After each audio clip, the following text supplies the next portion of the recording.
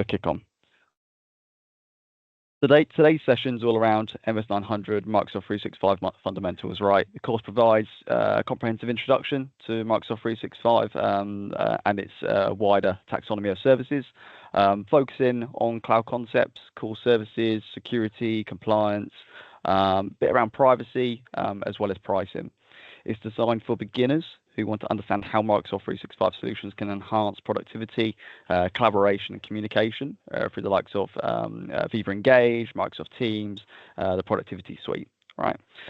This course is ideal for those who are new to Microsoft 365 or looking to build a foundational knowledge around the service portfolio. So the fundamentals exam is kind of an entry-level exam.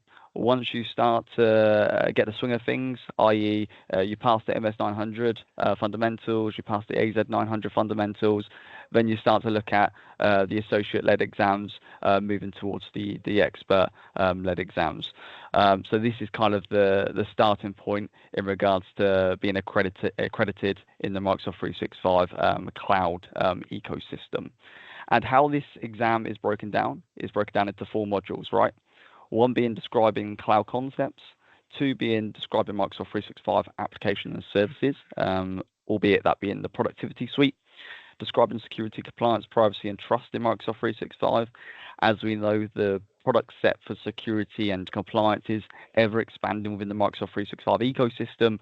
We've now got the likes of Defender XDR, which is an encompass of multiple different solutions, as well as compliance, albeit Microsoft Purview, which is very much in the public domain at the moment, especially when we're talking generative AI, artificial intelligence, and at the forefront of that is, of course, data, which tends to be what we're trying to protect in regards to defense in-depth layers, right? And then we move on to describing Microsoft 365 pricing, licensing, and support. In my eyes, the boring stuff. So the MS-900 fundamentals, it's scored out of 1,000, right? The passing mark being 700, equal to 70%, right? The exam typically includes 40 to 60 questions, which could be in various formats, such as multiple choice, drag and drop. In some cases, I have seen case studies, but generally the fundamentals, most of the time, is just a tick box exercise. Each question is worth a certain number of points. You can earn points for each correct answer, and there's no penalty for incorrect answers. So give it a go, even if you don't know the answer to the question.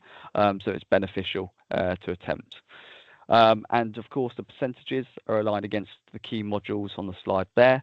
1 being the cloud concepts, which is around 5 to 10% of the overall exam marking. Apps and services, 45 to 50. That's where we'll see our fair chunk of the marking within the Microsoft exam. Security, compliance, privacy, 25 to 30%. And then, of course, the pricing, licensing, and support is around 10 to 15%. So we'll be focusing more of our efforts around the Microsoft 365 apps and services, as well as the security, compliance, privacy piece, which takes up majority of the exam syllabus. On the right-hand side, you see a load of exam prep resources. So what we've got, well, after this session, I'll provide you the set of slides I'm delivering today. I'll also send you some URLs and helpful links in relation to the Microsoft Learn documentation, as well as Learn modules. And there's also a sandbox site where you can start playing around with the different solutions. If you haven't already accessed that prior, that is cdxtransform.microsoft.com. So first module is to describe cloud computing. And simply put, cloud computing is delivery of computing services over the internet. If you think of it in simple terms, right? Anyone, I say anyone, anywhere, at any time, should be able to access a browser on any given machine, right? Albeit that be a corporate device, that be a BYOD device, personally registered. We all have access, albeit that be through a mobile phone or a laptop, okay? And this spans across three different fronts. One being compute, two being networking, and three being storage. So it's the ability to provide on-demand access to shared pool of configurable resources, spanning servers, network, storage, even applications and services. And these tend to be called the service models. You may have heard of them, IaaS, PaaS, and SaaS, which we'll get into in a bit. It also offers convenient and on-demand network access, allowing resources to be rapidly provisioned and released with minimal management effort or service provider interaction. And it generally helps lower the operational costs, which in return enhances security and also improves scalability. So if any of us in this session have heard of Microsoft Azure, right, that is an element of cloud computing where we can provision virtual machines, storage accounts, app services, that type of stuff, right? Private cloud tends to be commonly referred as on-premises, right? Either, they both suffice. So private cloud or on-prem, are generally owned and operated by a single organization using resources within their own data center or their own physical building, right? It provides self-service access to compute resources for users within an organization. The organization is responsible for operating and maintaining the services they provide, including the power, cooling, security, and generally the organization who is managing their own infrastructure requires the skill sets to be able to maintain it for the foreseeable, as well as install new kit. Public cloud is owned by a cloud service provider or a hosting provider, however you want to play it. This model offers resources and services to multiple organizations and users, so it's a shared pool of configurable resources, as we've just seen. These resources are accessed via a network connection, and Microsoft Azure, AWS, Google are common cloud providers, and there's a few more such as Oracle, right? Hybrid cloud is a mixture of both private cloud or alternatively on-premise, and then of course public cloud infrastructure, i.e. Microsoft Azure, in this case AWS, Oracle, that type of stuff. And hybrid cloud has its own characteristics, it has its own benefits, one being able to specify where resources run, either in the cloud or on-prem. So we start talking data sovereignty, data location. Maybe you need to align yourself with a particular regulatory assessment or framework, such as Cyber Essentials, ISO, NIST, those types of taxonomies. Cost and efficiency. So these models allow organizations to leverage cost efficiency and scalability benefits of public cloud. And you also retain management and control over the resources as you have a hybrid situation where you've got both on-prem and cloud in play with one another. And finally, technical skills, right? As I said, technical skills are required to maintain the private cloud, the racking and stacking, making sure you maintain the kind of the physical servers, the networking, making sure the routing is working correctly. All that type of stuff you would naturally manage on premise, you would still have to manage in a hybrid situation because you've got both in play at the same time. Here's a general overview of some of the comparisons between the three different types of cloud service models we have, right? Public cloud, no capex or capital expenditure to scale up, right? It's all delivered over the internet via a HTML5 browser. Applications can be quickly provisioned and deprovisioned. If we look at it like this, right, I can access Microsoft Azure, I can type in virtual machines into the search bar, and I can quickly provision a server, I don't know, 2019 data center compute instance, and provide access through the likes of RDP port 3389. And as and when I'm finished with that virtual machine, I can deallocate it, and of course, I'm not consuming monies at that point, as it's pay as you go. Private cloud, hardware must be purchased for startup and maintenance, right? We need a physical data center. With that, we need physical infrastructure. And like I said, server, storage, networking. There's always a startup cost as well as a ongoing costs in regards to maintenance. You, as an organization, have complete control over the resources and security from a private cloud perspective. You can put those physical barriers in place, albeit that bit may be a fob to get into the actual building. It may be scales when you enter and when you leave to make sure that the building is only occupying the authorized personnel, that type of stuff. And of course, with private cloud, you're responsible for the hardware maintenance and updates of that equipment as well. Hybrid cloud provides most flexibility. You get the best of both worlds, right? You determine where to run those applications, once again, based on data sovereignty, data location requirements, and organizations control security, compliance, or legal requirements.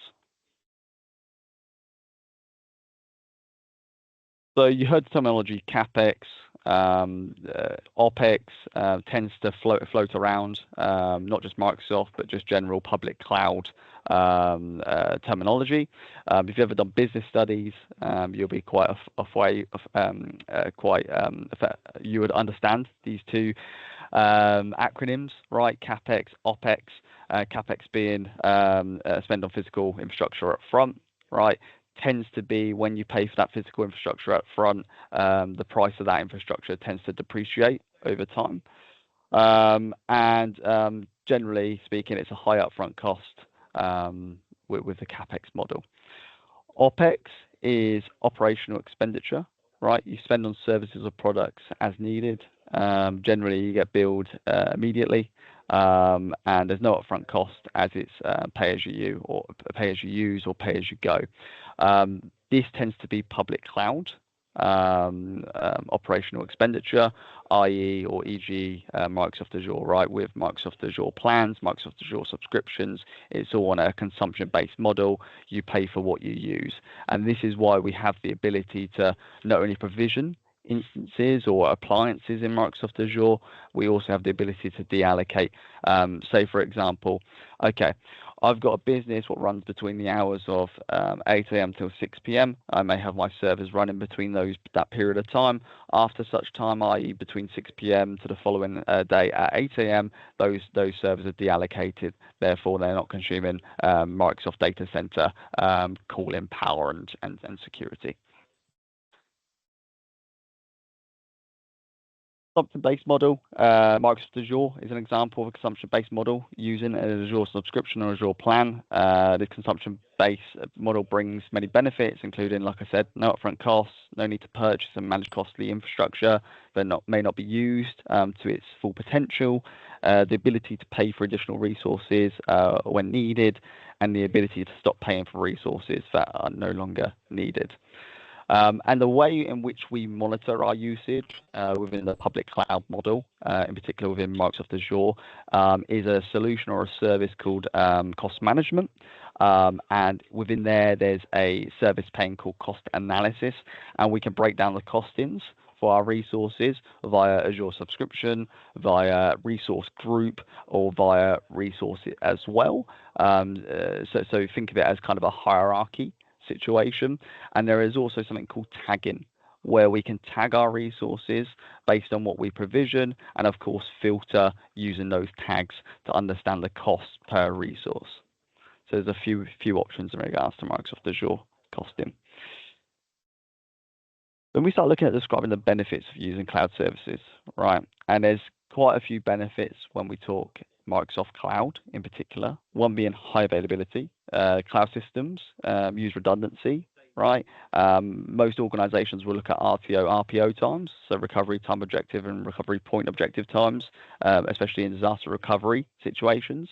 So Microsoft Cloud tries to eliminate single points of failure, so no single system can cause a loss of availability. We'll then start looking at elasticity, which can quickly adapt to changing market trends or spikes in business demand. Let's look at the pandemic, for example, right, where everyone was told, you need to work from home. That wasn't the norm at that point in time. However, we didn't have the profound infrastructure we have now, right? Where we could have loads and loads of users using Microsoft Teams at the same time, or we didn't have the necessary amount of storage and RAM and all the necessary compute power in for our VDIs to cater for the amount of workload on those particular appliances. So we had to scale up, and with that, Microsoft Azure only helped with that, as we were able to on-demand provision compute instances to cater for the amount of workload it needed to cater for. Scalability is more adaptable to changing needs or demands of its users or clients, as per the example I just provided. Reliability. Cloud services are designed to be available 24/7, and there are associated SLAs around that.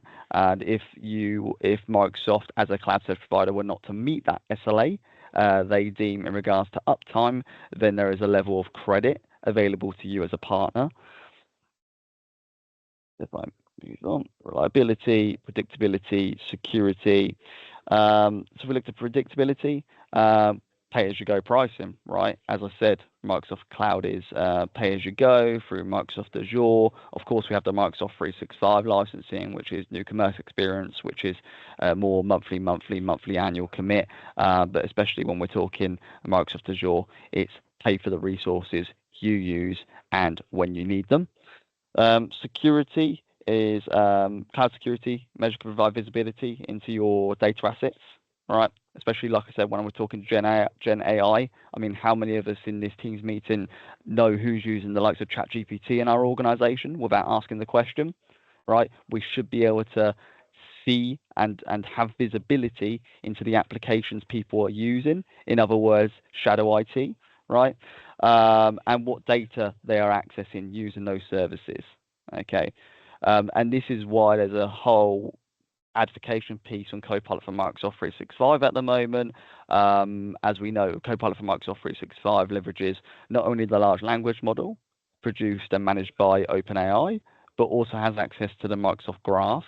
However, your information you conduct in regards to natural language processing stays within the realms of your Microsoft 365 boundary, unlike ChatGPT. If anyone's heard the story of the one Samsung engineer who was using ChatGPT, put a piece of code into ChatGPT, using the free version, that is, right? And Nokia came around and asked ChatGPT, okay, what are Samsung using in regards to the code they're using to develop their new app they're about to release? And what happened was that data was, of course, exfiltrated.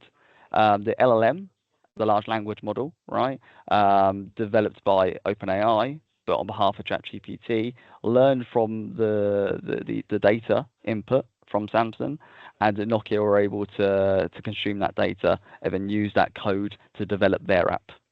And that's why there's a whole thing, i.e. Copilot versus ChatGPT. It's all around security and making sure we've got the right guardrails in place, in particular with Defender and Microsoft Purview using information protection labeling, data loss prevention to reduce data leakage, as well as information barriers to restrict two-way communication from happening between different parties. So there's a whole bigger pitch there, which we'll get into slightly later.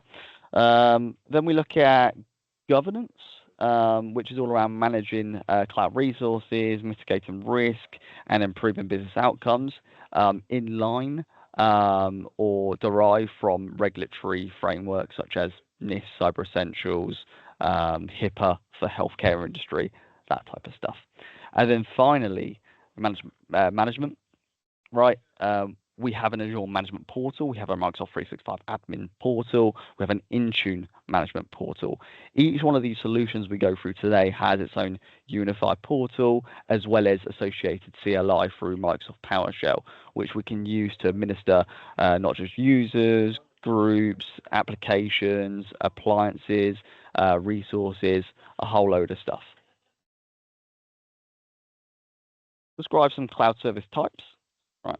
So this is all the boring stuff, by the way, guys. We're actually getting to the solutions shortly. Infrastructure as a service, right, is pay-as-you-go infrastructure. It's the most basic form of computing services category, right? As I said, is pretty much pay-as-you-go IT infrastructure. You're renting servers, storage, and networking from a cloud provider. That cloud provider in this instance is Microsoft or Microsoft Azure, right? And of course, you get instant computing infrastructure provisioned and managed over the internet. The use case for infrastructure as a service may be migration of workloads from on-prem to the cloud. Alternatively, it may be due to disaster recovery and high availability requirements. Okay. Platform as a service, we start to alleviate more of the responsibility from ourselves and move it more towards the cloud provider. And we now shift the operating system, the middleware and runtime to Microsoft, right? So we're not managing the underlying infrastructure anymore. We're not managing the operating system and some of the applications running on top of that operating system, right? This provides an environment for building, testing, and generally deploying software applications, and also helps create applications quickly without focusing on managing on that underlying infrastructure. However, take into consideration, we still manage our endpoint, we still manage our identity, and we still manage our data, right? That stays with you no matter what the service model is or service tier model. But then finally, SaaS, software as a service, is where we leverage a cloud provider's application, which are fully managed by that cloud provider. An example of a SaaS solution may be Microsoft 365, the productivity suite, Microsoft Teams for instant messaging and collaboration, or Microsoft Dynamics CRM. They're all examples of a SaaS solution, an application hosted by a service provider. So if we look at it from a all-up perspective, i.e. a bird's eye view, IaaS, we're lifting and shifting that hardware to the cloud provider. PaaS, we're taking away that operating system from our responsibility and moving it towards more of the service provider's responsibility. And then SaaS, we're fully leveraging a cloud application of such. So what is Microsoft 365? A very vague question, right?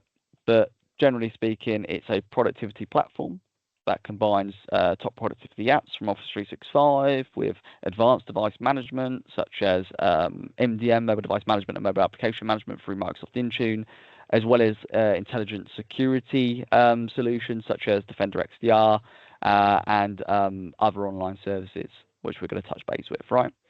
It supports organizations of all sizes, albeit that be SMB, SME. Okay, SMB up to 300 seats, SME over 300 seats for collaboration and communication, and secures your devices, whether you're at home, in the office, out on the field or on the go, and ensures everyone is included in the digital transformation, providing a trusted, secure, and modern experience for everyone. And generally, like I said, it's broken down into 3 key areas: for home, i.e. for personal use; for business, up to 300 seats; and for enterprise, over 300 seats. For business, if we were to align this with particular Microsoft SKUs, for example, for business, we can look at Microsoft Business Premium, for example, in which we can purchase up to 300 seats, and that includes our Entra ID Plan 1, our Intune Plan 1, Defender for Business, which is pretty much Power and Power Defender for Endpoint Plan 2, as well as some of the other enterprise mobility and security capabilities. For enterprise, we're really talking the E3 5 SKUs. I tend to steer away from Microsoft 365 E3 just due to the fact that it doesn't include Defender for Office at all in regards to your email security and email authentication.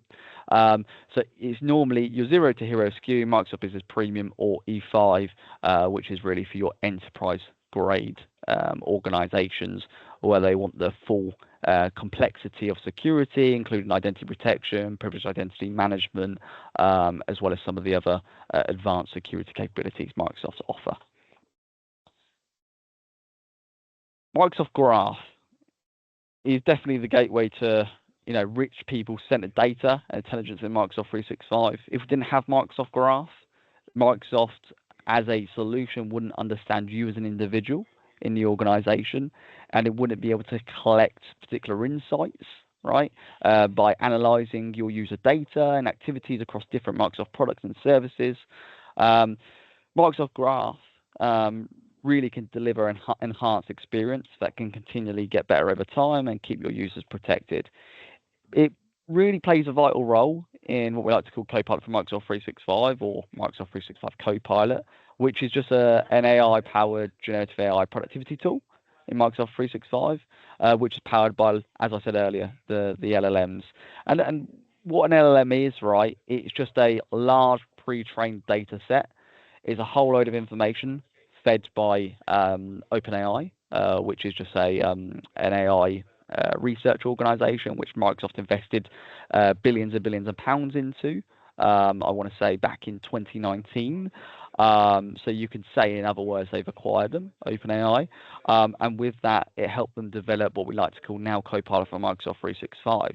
So Microsoft had a great idea, right? They had ChatGPT, a graph, which had access to all your data. So that could be user information, device information, chats, IMs, insights around your norm behaviors, files, all that type of stuff. They have the graph, and that's based on your organizational information.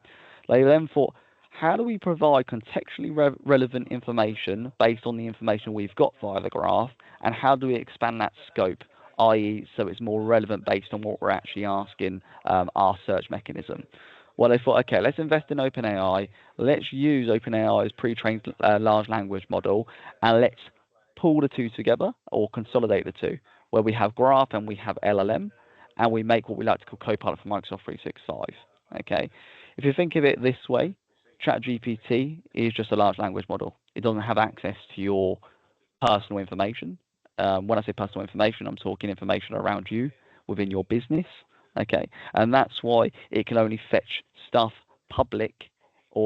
in the public domain, because it's fed information via the public domain rather than via your business means.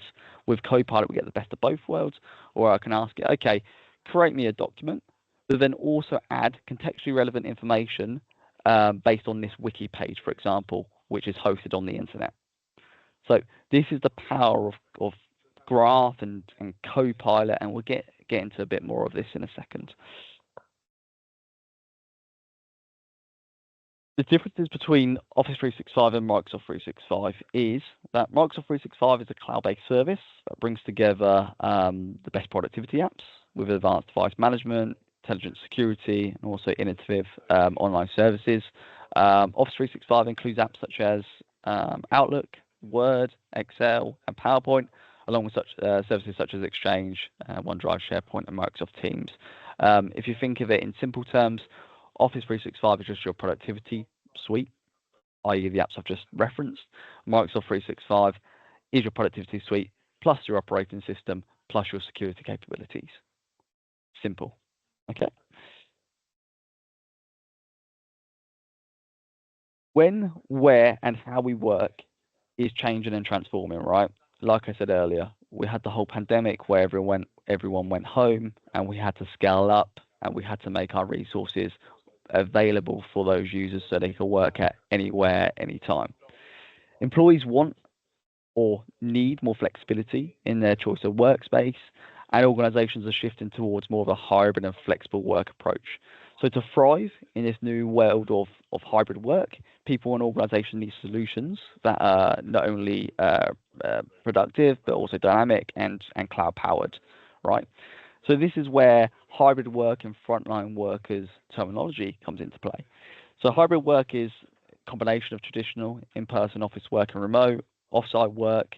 It's a mix of work locations, which allows employees to enjoy greater flexibility in their lives. We also have frontline workers, where frontline workers could be warehouse staff. They could be, people on the front line, such as paramedics, police officers. They need access to their resources wherever they are at any point in time. Frontline workers usually primary function is to work directly with customers or the general public, right? Providing services, support, and selling products, or employees directly involved in the manufacturing and distribution of products or services, i.e. warehouse staff. They can be found in retail, rescue, healthcare, for example, empowering them with the right technology, not only to make their jobs easier, but also to enable secure communication between customers, each other, and corporate. So that's the difference between hybrid work and frontline workers. So Microsoft wants you and your organization to thrive, right, in the hybrid and flexible work. Microsoft or Microsoft 365 is a cloud-first platform for all ways that people work today, whether, whenever, and however. Microsoft 365 also gives your workers the digital tools they need to connect, collaborate, and be more productive and secure in this hybrid world. And it also has capabilities to empower your organization to meet diverse needs of all your workers, enable them to work either on site or remotely. And they do this through staying connected through the likes of Microsoft Teams and Viva Engage, which was previously known as Microsoft Yammer, right? Making sure your identities are secure through strong authentication means such as multi-factor authentication, i.e. using the Authenticator app, a FIDO2 token, which is just a fast identity online, or alternatively known as a passkey, or maybe Windows Hello for Business. Making sure your devices are managed through an MDM or MAM service provider such as Microsoft Intune, right? So we can onboard those devices, make sure particular stuff's restricted, make sure they're compliant based on what we've configured, and then maybe associate that with conditional access policies to restrict based on non-compliance. Make sure you're productive and collaborative, right? Like I said, we've got the use of SharePoint Online, where we can create document libraries, we can create hub sites, we can create Teams channels, we can use Microsoft Teams for instant messaging. There's a whole load of productivity and collaborative tools out there within Microsoft 365, as well as making your employee experience better and making sure your well-being is healthy and you've got the resources you need to be able to work efficiently. Copilot for Microsoft 365.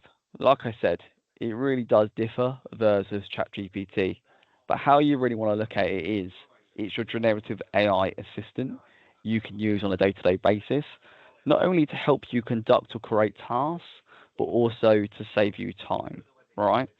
And how it goes about that is, of course, introducing the large language model, as well as the graph, which has access to your data, okay? And I think from a Microsoft perspective, they just want you to understand your information, your data, which resides in your organization is secure and will not leave your secure boundary, okay? And this is really the value proposition of Copilot. And there's a whole load of use cases with Copilot, i.e., like I said, we can create data through the likes of Word and PowerPoint. We can conduct email summarization, where in which maybe we've had a few weeks off on annual leave. We haven't got time to be scrambling through all our emails and reading each and every email.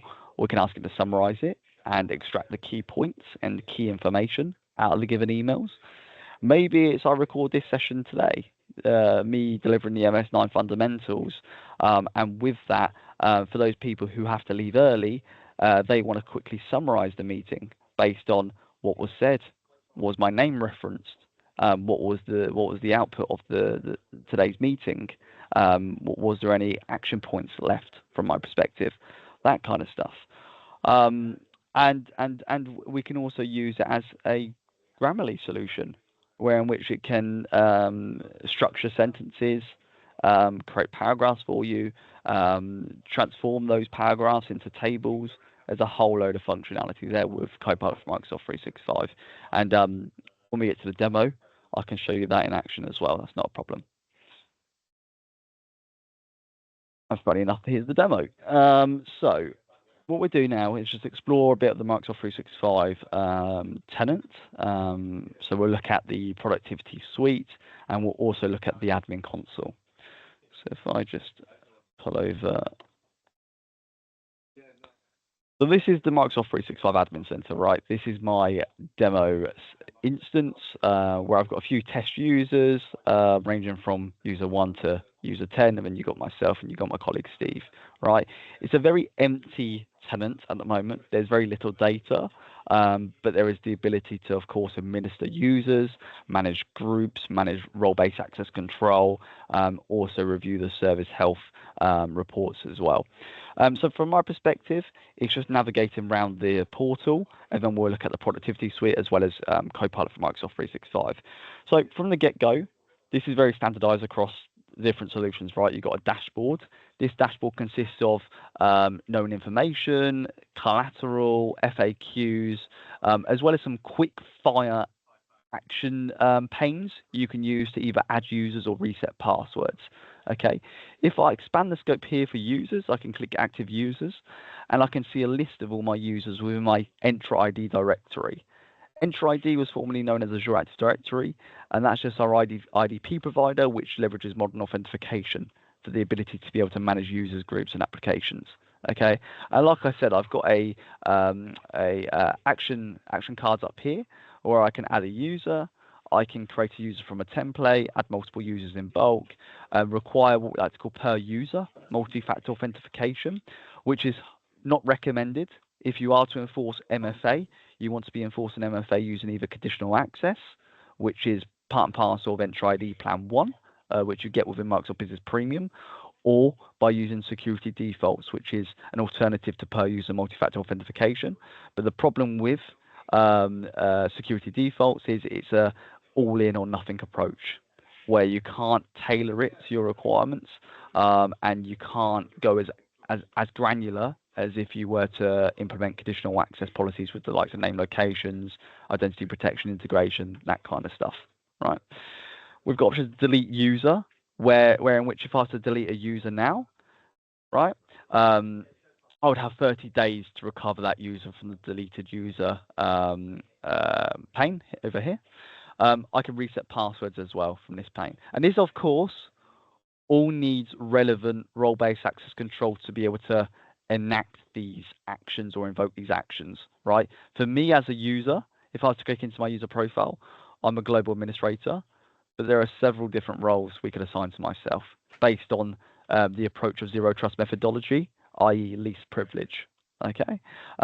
So best practice is not to have more than 3 global administrators in your customer tenant, right? I can, of course, understand that in some instances that can be difficult, especially when you've got service accounts, you've got break glass accounts, but the recommendation from a Microsoft standpoint is no more than 3. I'm guessing it's not happening today. Yes. Sorry, when Shane, did he do you mind? Yeah, there we go. And we've also got options to provide no admin access, right? So back onto the user profile, and not only can I see the role assigned to my user account, I can see my email address, and for each Microsoft 365 tenant you create, you'll get a default directory domain name of .onmicrosoft.com. With that, you can change that by adding a custom domain name through adding relevant NS records such as TXT and MX for not only proving of ownership of your domain, but also the routing of that domain. As well as being able to assign particular security groups for this user account and changing custom contact information. Over here, we can see the licenses assigned to my user account. So from this perspective, I can see I've got an E5 license, which is great. And I've also got a Microsoft 365 Copilot license as well. So I'm able to enact natural language processing using Copilot across my productivity apps. I think what's very important to understand as well is for each license I assign here, there's a whole lot of apps within that given license. And there's sometimes I see support requests come through where they're like, okay, I've assigned a license, but I can't see the Exchange Online mailbox at this moment in time for this user account I've just assigned the license to. Sometimes the tick box over here is not enabled or ticked, so you just need to come in here and tick it. Right, by default it should be ticked, but there are some instances where I've seen it, like this one, for example, maybe because it's assigned elsewhere, it hasn't been ticked fully. So that's that. If you were to create a user account in Entra ID, right, you have to select what we like to call a usage location. In the admin center, it's called location, right? And you need to make sure this is ticked. Typical Microsoft, right? In the admin center, it's mandatory where we have to add a particular geographic region to understand what billing currency we're currently using.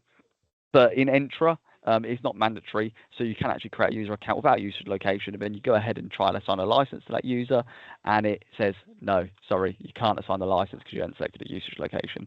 So that's just a quick tip there. And then we've got mail options here where we can see the mail storage. i.e. the quota for the particular user account, as well as being able to show or delist users from the GAL, the global address list, as well as setting up automatic replies. So that's a bit around the user profile and how that we can see all the users in the Entra ID directory. Like I said, we can recover users from here if I was to delete a user, as well as add guest users, which in other words is called a B2B user. So it's a business-to-business relationship or collaboration where we want to invite people from external means or external channels into our business to access maybe our applications, to access our files and content within SharePoint Online, that kind of stuff. An example may be you're dealing with an external marketing agency, right? And they need access to be able to invoke branding guidelines and make sure your content's up to date. Then you would invite them in as a B2B rather than a regular user, and you can manage them just as if they were a generalized user account, right? We've got devices here where we can see a list of devices onboarded through the MDM service, i.e. Microsoft Intune. In this instance, all these laptops are Windows auto-piloted, right? So from the out-of-box experience, they're already predefined, pre-configured, based on the profiles and applications I've deployed via Microsoft Intune. And we can see those hardware hash IDs in here, which is just the unique identifier for the devices we upload so that we can assign them an autopilot profile. Teams and groups is where, of course, we can create security groups or Microsoft 365 collaboration groups. Think of security groups as an isolation container, i.e. if I was to deploy a configuration profile or deploy an EDR policy or an AV policy to a particular set of users, I would add them to a security group and then I'd assign that profile to that given security group. That security group can be either static or dynamic. Static in the manner of which it's a one-to-one assignment, dynamic in which I can create a dynamic membership rule, which pulls things based on maybe department or job title or license assigned, that kind of stuff. That alleviates a lot of burden off of you internally in regards to having to manage user accounts and new starters and offboarders, that kind of stuff. Right. The other group we've got is Microsoft 365 groups, which can be mail-enabled or not mail-enabled. Mail-enabled just means it can receive emails, right? These act as a collaboration group in which we can create Teams channels based on creating a Microsoft 365 collaboration group. And we're also able to add these users into the group and use that as a global address list of such, right? But then third and finally, we do have DLs, which many of you will be aware of anyway, if you're used to private cloud or on-prem, right? And using Exchange Server, we could create distribution lists and have loads of people in this distribution list and then send one email to this distribution list. And then, of course, that's then sent to all the individuals in that DL. Okay.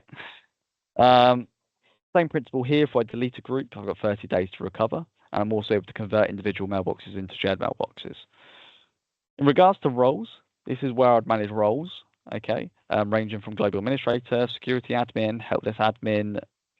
I mean, there's several roles. If I hover over here, 81 Entra ID roles, that is, right? And there's two subtypes of roles. You've got Entra ID roles and you've got Azure roles.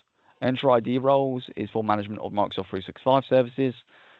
Azure roles is for management of ARM resources, so Azure Resource Manager resources.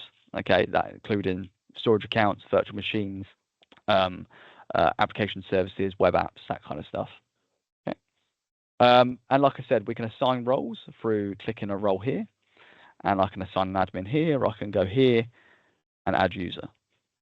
Okay. Admin units is a consolidation of users based on who you want to administer. So, say for example, I've got multiple divisions. I've got a division in the US, I've got a division in the UK. And in both divisions, I've got IT teams. I've got one IT team in the US and I've got one IT team in the UK. And I only want those IT teams in their specific geography to be able to manage the users in those particular divisions, i.e., I want my UK IT team to manage my UK users. I want my US IT team to manage my US users. I can create admin units to enact that, right? Resources, rooms equipment, Teams room equipment. You can integrate kind of third-party telephony equipment such as Yammer or all that kind of stuff. Billing, this is where I can see the amount of licenses I've got within my Microsoft 365 tenant, as well as available quantity and the amount currently assigned to individuals in my organization. If this was Microsoft Direct, I'm also able to terminate licenses through this pane and see the upcoming renewal. We've got Copilot settings, because of course Microsoft released Copilot for Microsoft 365 over a year ago. Now they needed to consolidate a load of the organizational wide settings for Copilot for Microsoft 365. So they made its own service pane, of which I can click settings and I can see a whole load of different organizational wide settings for Copilot itself.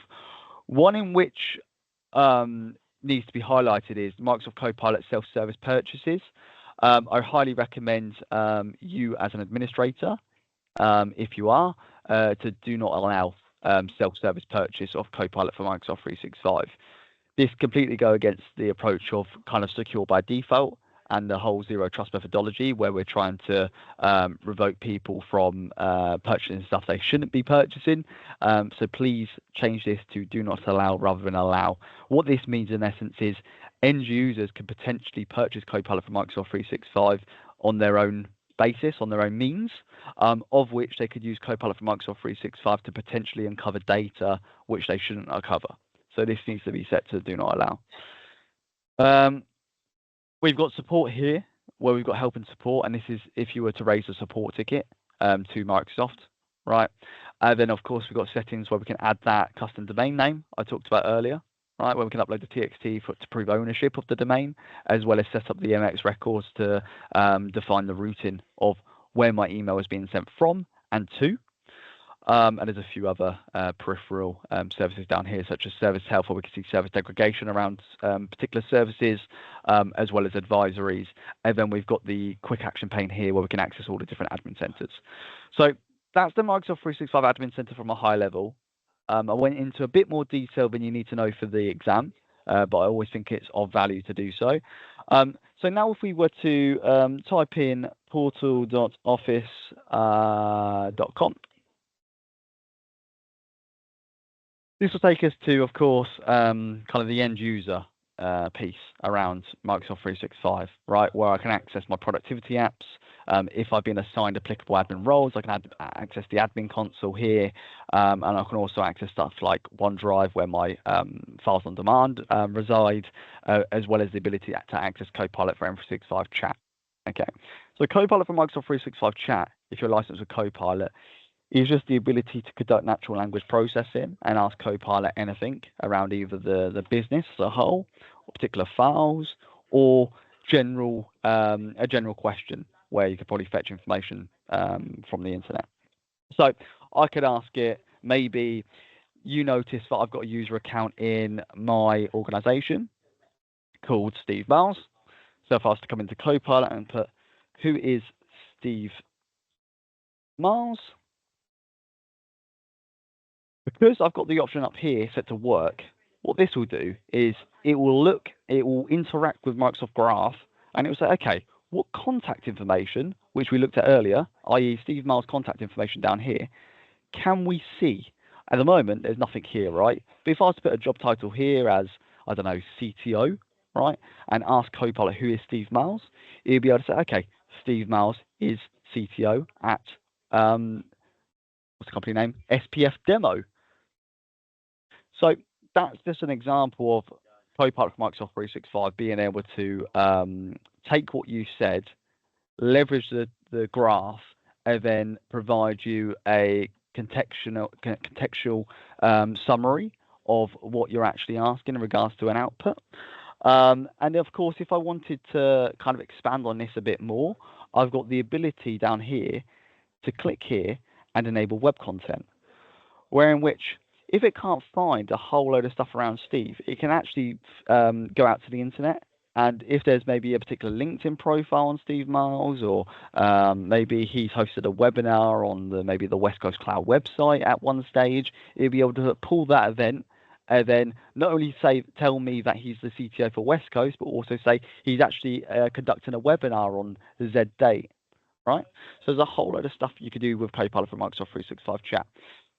Generally, if I don't want to kind of, get insights around my organizational data, I can just click Web up here. And this is just, think of this as just ChatGPT at this point in time. Work is introducing your business data with the internet, right? And web is just the internet. Okay, so I can ask it, what is West Coast Cloud known for? I don't know. There we go. West Coast Cloud is recognised as an industry leading indirect cloud service provider based in the UK, specialised in offering a range of cloud solutions, particularly as a Microsoft Gold certified partner. And it will give you a load of annotations, right? And these annotations are just URLs or hyperlinks to the individual sites it's found this information from. Okay. One thing to kind of reiterate is AI generated content may be incorrect. Majority of the time, it's quite accurate, but in some circumstances, it can be incorrect, and that's predominantly down to the prompting, what we like to call prompt engineering, right? Being able to actually formulate a prompt correctly, and not only give it kind of your intent, kind of any examples of data, and as well as the end goal. If you don't formulate that correctly or template that or structure that, sometimes the output can be slightly off-putting and not as accurate or integral as you first thought. So prompt engineering is something I highly recommend you search in Google offline at some stage, and just try and get your prompting up to scratch. I'm no expert in regards to prompting, I can tell you that. So that's Copilot M365 Chat. But of course, if we were to go into the apps, you see I've got a list of all my different productivity suite applications. If we start off in Word, for example, and create a blank document.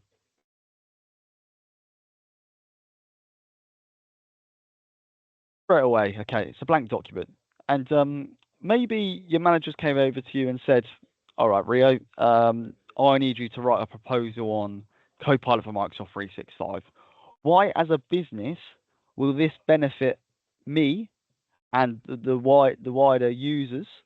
And drafting some use cases for Copilot. What can I actually do with Copilot? What's the value proposition? And in return, what will be the return of investment? Will it save us time in the long run? And then can we use that time elsewhere to enact other activities? That kind of stuff. So what you can do with Copilot is, I can click Copilot here. What do you want Copilot to draft?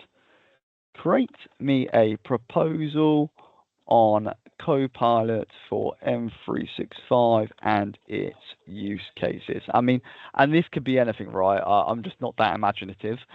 But for this particular example, it makes sense.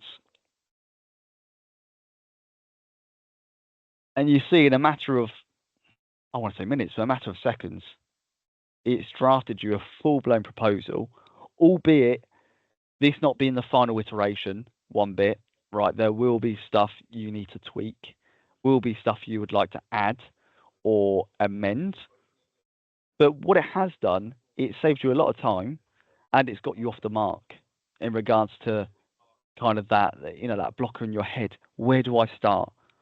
What do I write? How do I structure this? Right? Very good.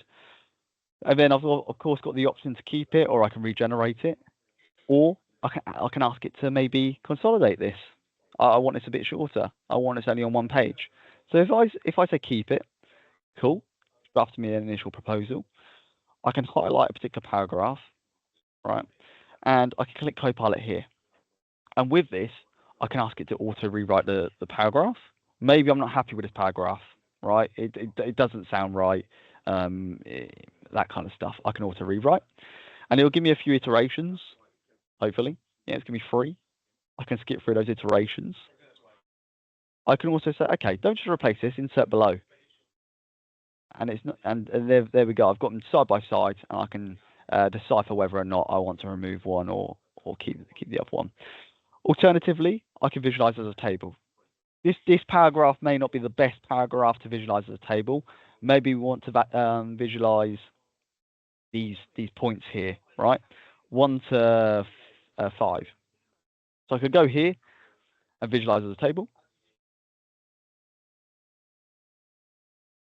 Once again, this is not something I couldn't do manually, right? But what this is doing as a solution is, one, saving me time, and two, maybe I don't necessarily have the skill sets to be able to create a table in a matter of seconds.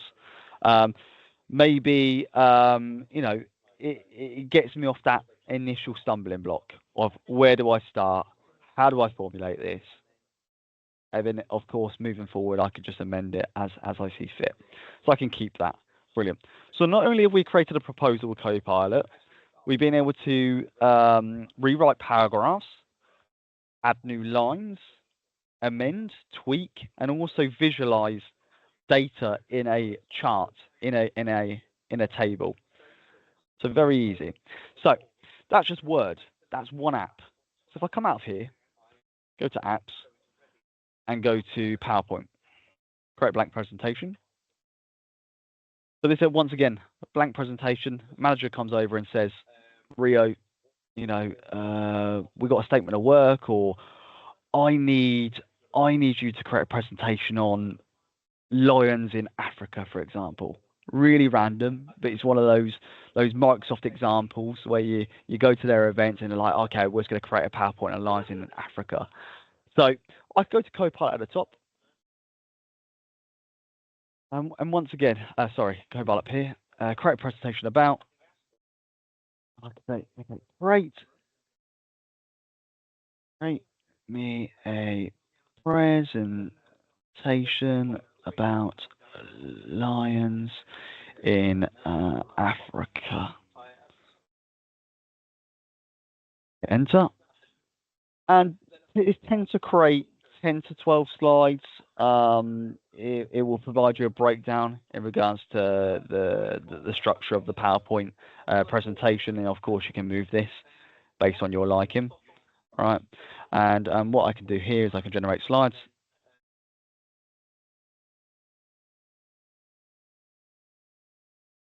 And this may take 30 seconds to a minute.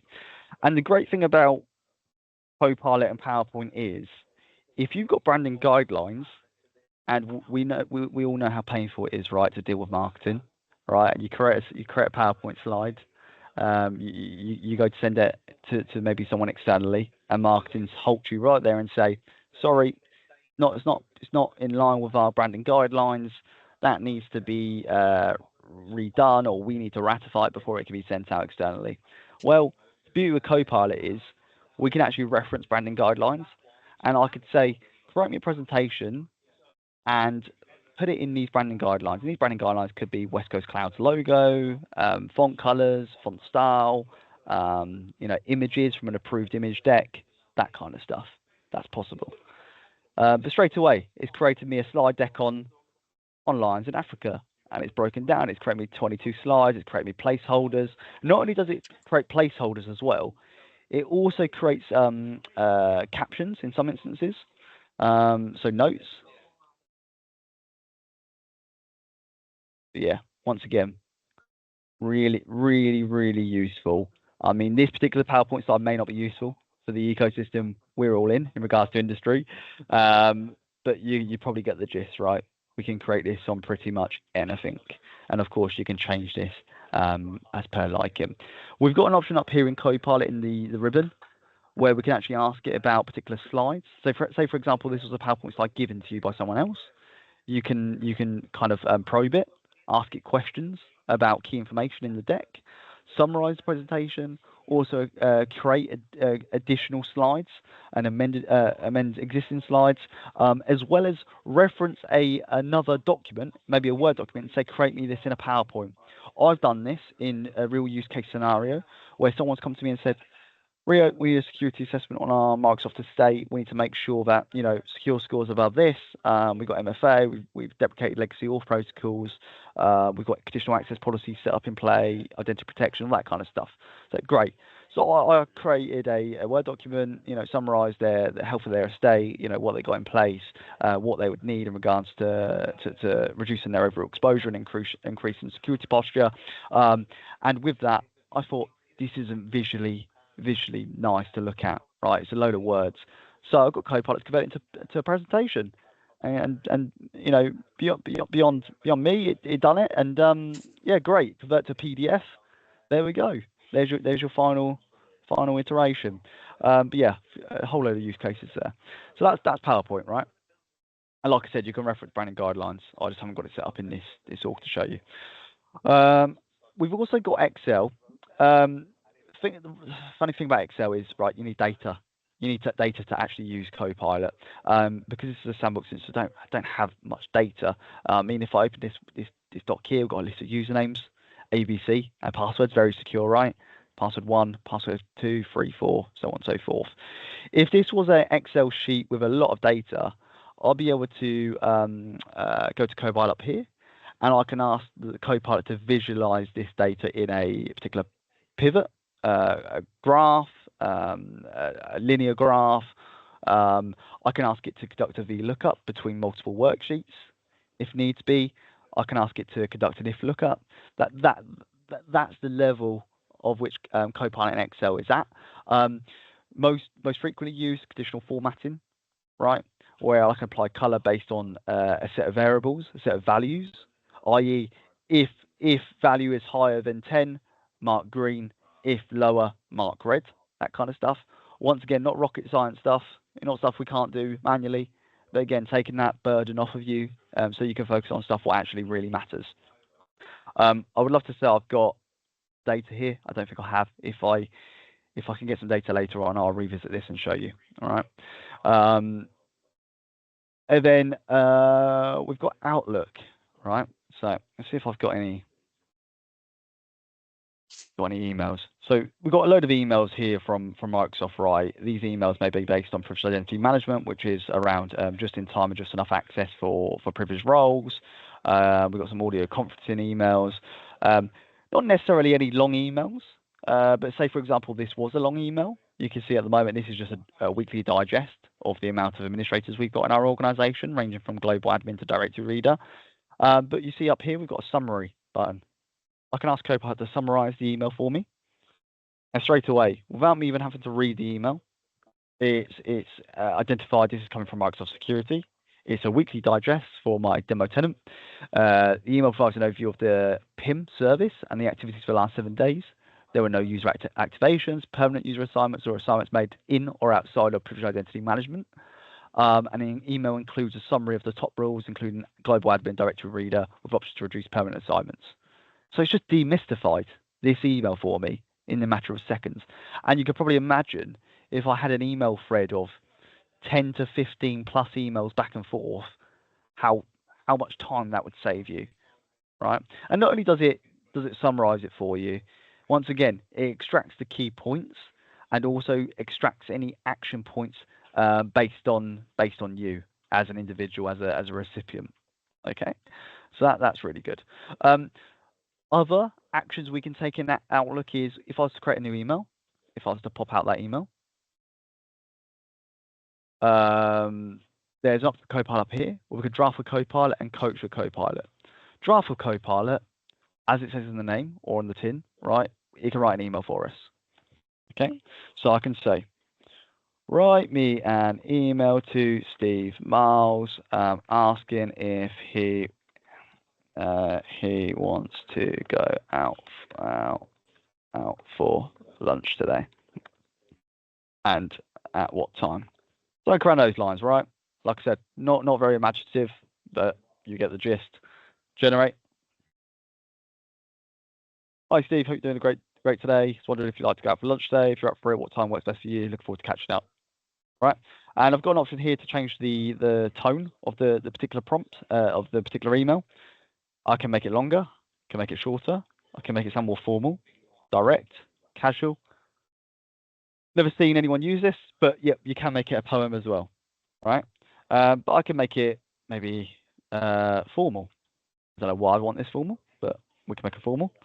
Want to see if you'll be interested in going out for lunch today. If this works for you, please let me know what time suits you best. Look forward to catch up. And of course, I can make this longer. I can make this shorter, so I can make it longer. Right. And I've got a few iterations of said email, and I can press keep it. There we go. Right. So for example, I've created this email now, and I just want to make sure that everything's good to go in regards to sending this email to whoever I'm sending it to. We've all done this, right? Where we've created we've composed an email, and we went to one of our colleagues and said, "Do you mind just looking over this, just to make sure it's good to go? Maybe this is going out to a real top client of ours, or this is really confidential and needs to be ratified before sending out." What we could do, we could go to Copilot here, and we've got Coach by Copilot. And what this will do is analyze the email and once again review tone and clarity, right? So from a tone perspective, the email has a warm, friendly tone which is engaging, however, could be slightly more enthusiastic to further convey eagerness for the lunch meeting, and it will give you some suggestions, right, to change what you've got existing. Reader sentiment, the email has a warm, it's the same, and then it doesn't seem to want to change. Usually this will break down and this will change based on what I select here. For some reason it's not changing. Maybe I need to regenerate it.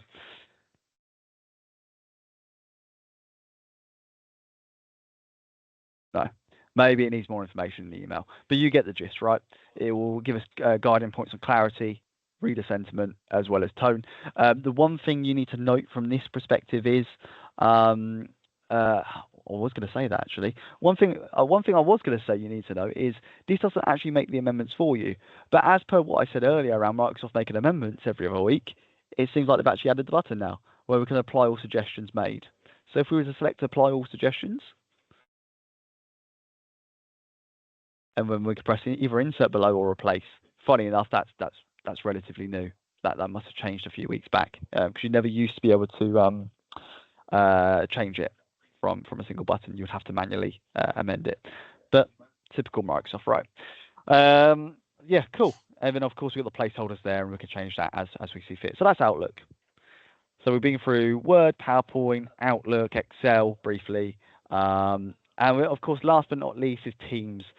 So Teams, I will see if I've got any Teams IMs, because like I said, sandbox instance, I don't relatively speak to myself. That'd be a bit strange. But I probably do have one Teams IM, which I did try and simulate, just to be able to showcase. No. But generally speaking, Teams is very, very straightforward. We've got a annotate button down here for Copilot, where we can ask it to write or rewrite particular messages to an individual. I think the best use case for Microsoft Teams is in Teams meetings, right? And the way in which we use Copilot in Teams meetings is when I initiate a Teams meeting, I need it to be recorded and I need transcription to be enabled.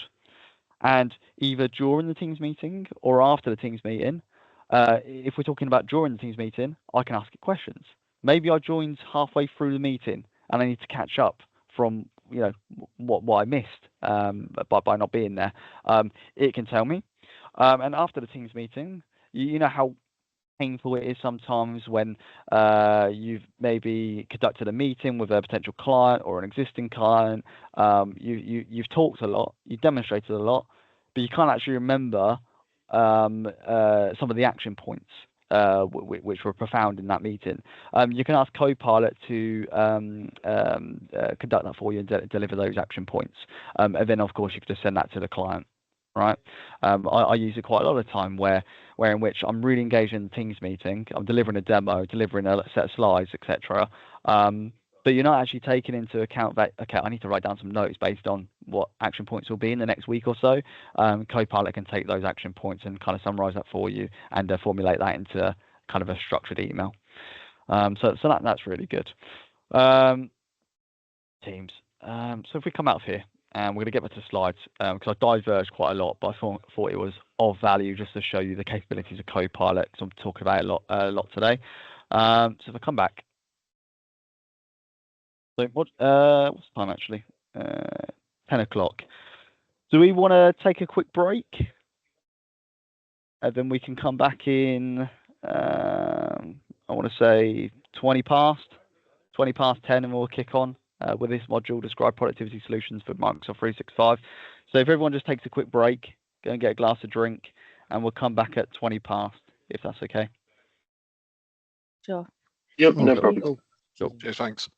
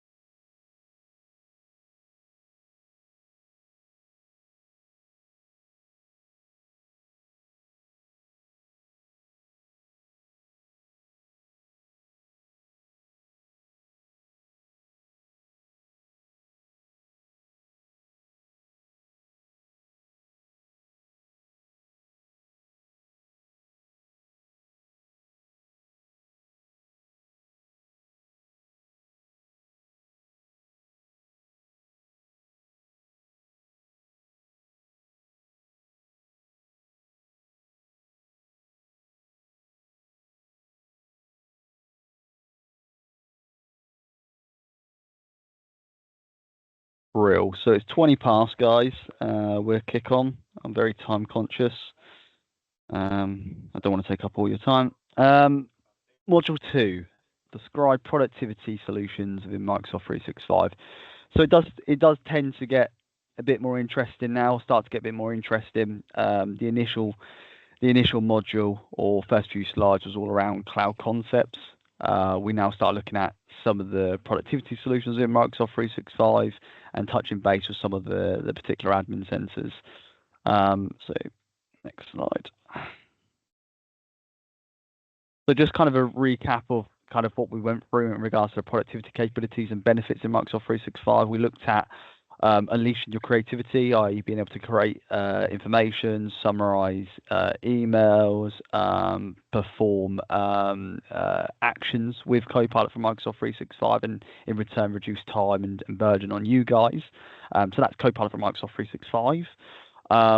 Of course, we all understand what the productivity suite is and what it consists of. I'd like to Word, Excel, PowerPoint, OneNote, being able to create professional looking content in real time.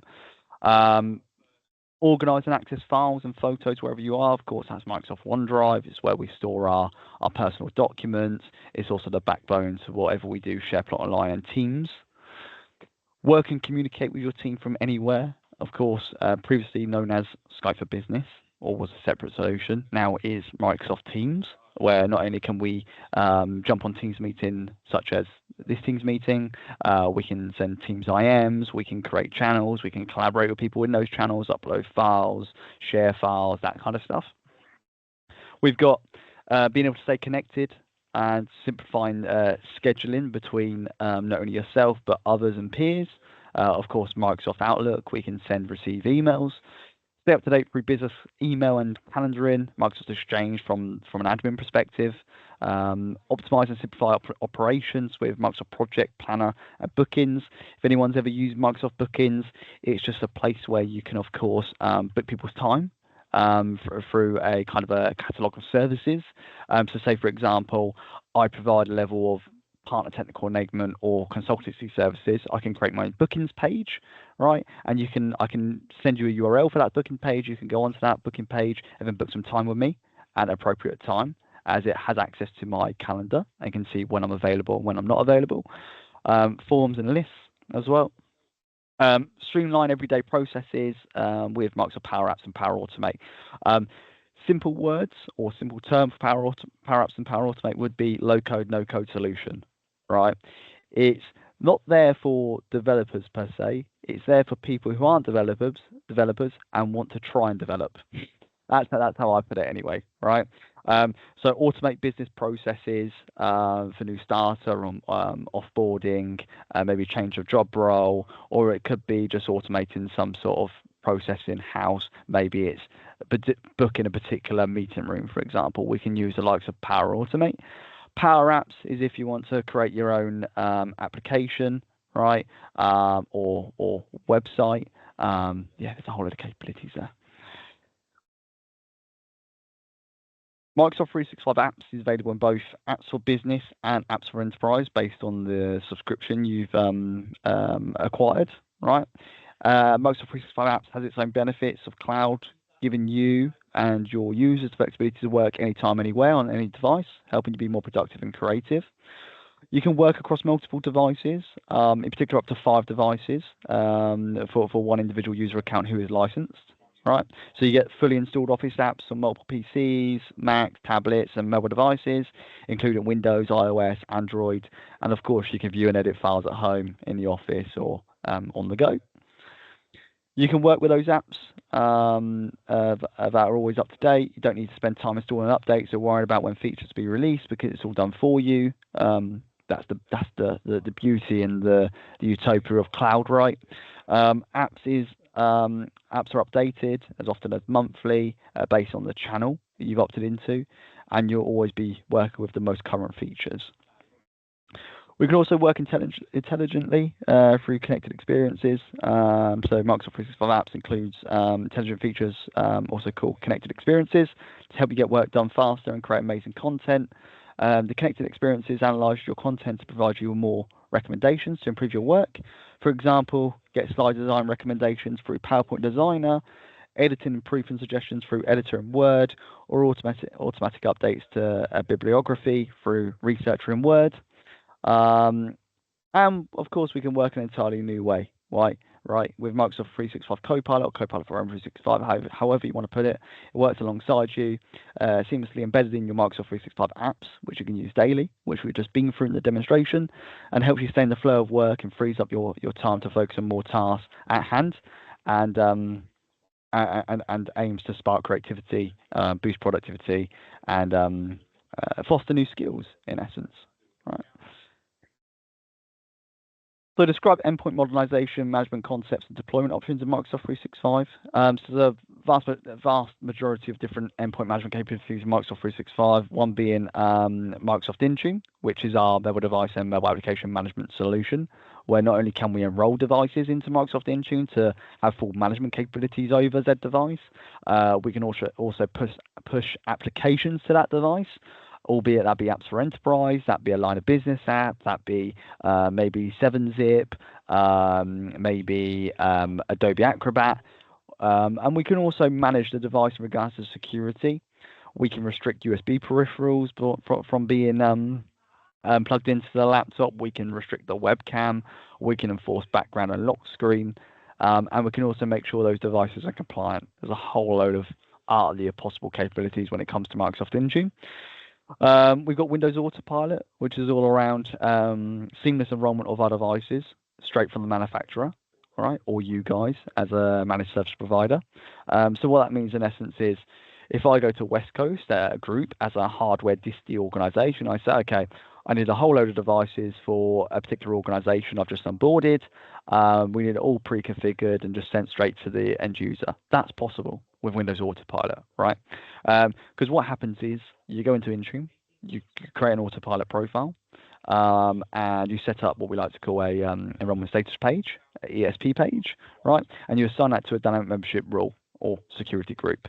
And what you say to the hardware disty is, okay, for a small service fee, do you mind uploading all the hardware hash IDs, which is just a unique identifier for the devices, to the Microsoft Intune console, right? And for us, and they'll do that through the Microsoft Partner Center, right? They'll just upload it or import in a CSV, and they'll upload into your Intune console. And why we created a security group is, with that security group, there'll be a dynamic membership rule, right? And that dynamic membership rule will pull any hardware hash devices into that group, and based on that group, we'll have the assignment of the Autopilot profile and the enrollment status page, and any config profiles you set up in Intune, as well as any compliance policies, as well as any app deployments, right? So what that means from you and from an end user perspective is, the company you're procuring that device from, they're able to ship the device directly to the end user, and what we like to call white glove or auto provisioning mode. That user is then able to unbox that machine straight out of the box without any hands-on touch from you as an individual MSP, and they just need to enter their first-time Enter ID credentials, and the machine is all ready to go out of the box. That's what we like to call Windows Autopilot, right? A kind of a zero-touch approach to deployment of devices, and that's included in Business Premium as a set SKU. All it requires is Enter ID P1, which is in BP, as well as Intune Plan 1 for Windows Autopilot. Okay, we've got code management, which brings to life the capabilities from on-prem and cloud. So we've talked about that hybrid approach at the beginning, right? Where we've got a private cloud, public cloud, and we also have a hybrid cloud where we're getting best of both worlds. Code management is that piece, but for devices, right? Where maybe we're managing devices at the moment through Configuration Manager on premise, previously known as SCCM, so System Center Configuration Manager, and we also want to use Intune. And what we can do, we can delegate workloads between either, i.e. maybe I want to push out apps from on-prem, but I want to manage the security of my devices in the cloud. We can do that. We've got options through the use of code management. Enter ID is our formerly Azure AD, right? Microsoft went through a whole rebranding situ, right? Because it made more sense, right? Because AD is AD, right? Active Directory Domain Services. That's on premise. But Enter ID was never or was not supposed to be AD in the cloud. Okay, it was never supposed to be that, because it's not only a directory, right? It's a suite of services. It includes protection capabilities, governance capabilities. We've got Microsoft's new SASE solution, Security Service Edge solution, called Microsoft Global Secure Access, which in essence is a replacement for virtual private networks. Okay, and a few other peripheral solutions. Hence the name change to Microsoft Entra ID from Azure AD, and it makes sense. And there was always a crossover as well, because whenever someone said to me at work, "Oh, yeah, I know a lot about Azure. Yeah, Azure AD. Azure AD was never Azure. It's an identity provider. It's an identity and access management service pane, right?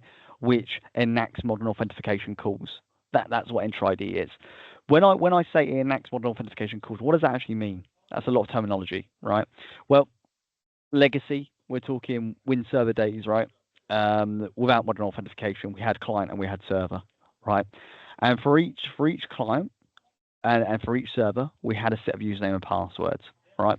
And that'll be for each server we tried to communicate to, because we couldn't enact single sign-on, and also we didn't have the orchestrator in the middle to be able to administer different username and passwords at the same time. So we had a separate username and password for each server we tried to access, which in essence is each application we're trying to access. So along come Azure AD or Entra ID, where they say, okay, we need a better way of doing this. So now Azure AD or Entra ID sits in the middle as an orchestrator between client and server. Okay, so instead of providing your username and password to what we like to call a server, which is just the surface in which we host our application, we give a username and password to Entra ID, and Entra ID in return will give us back a access token or a security token. Okay, and that security token is just a cryptographically signed document based on information around you as an individual, your user account, and your device.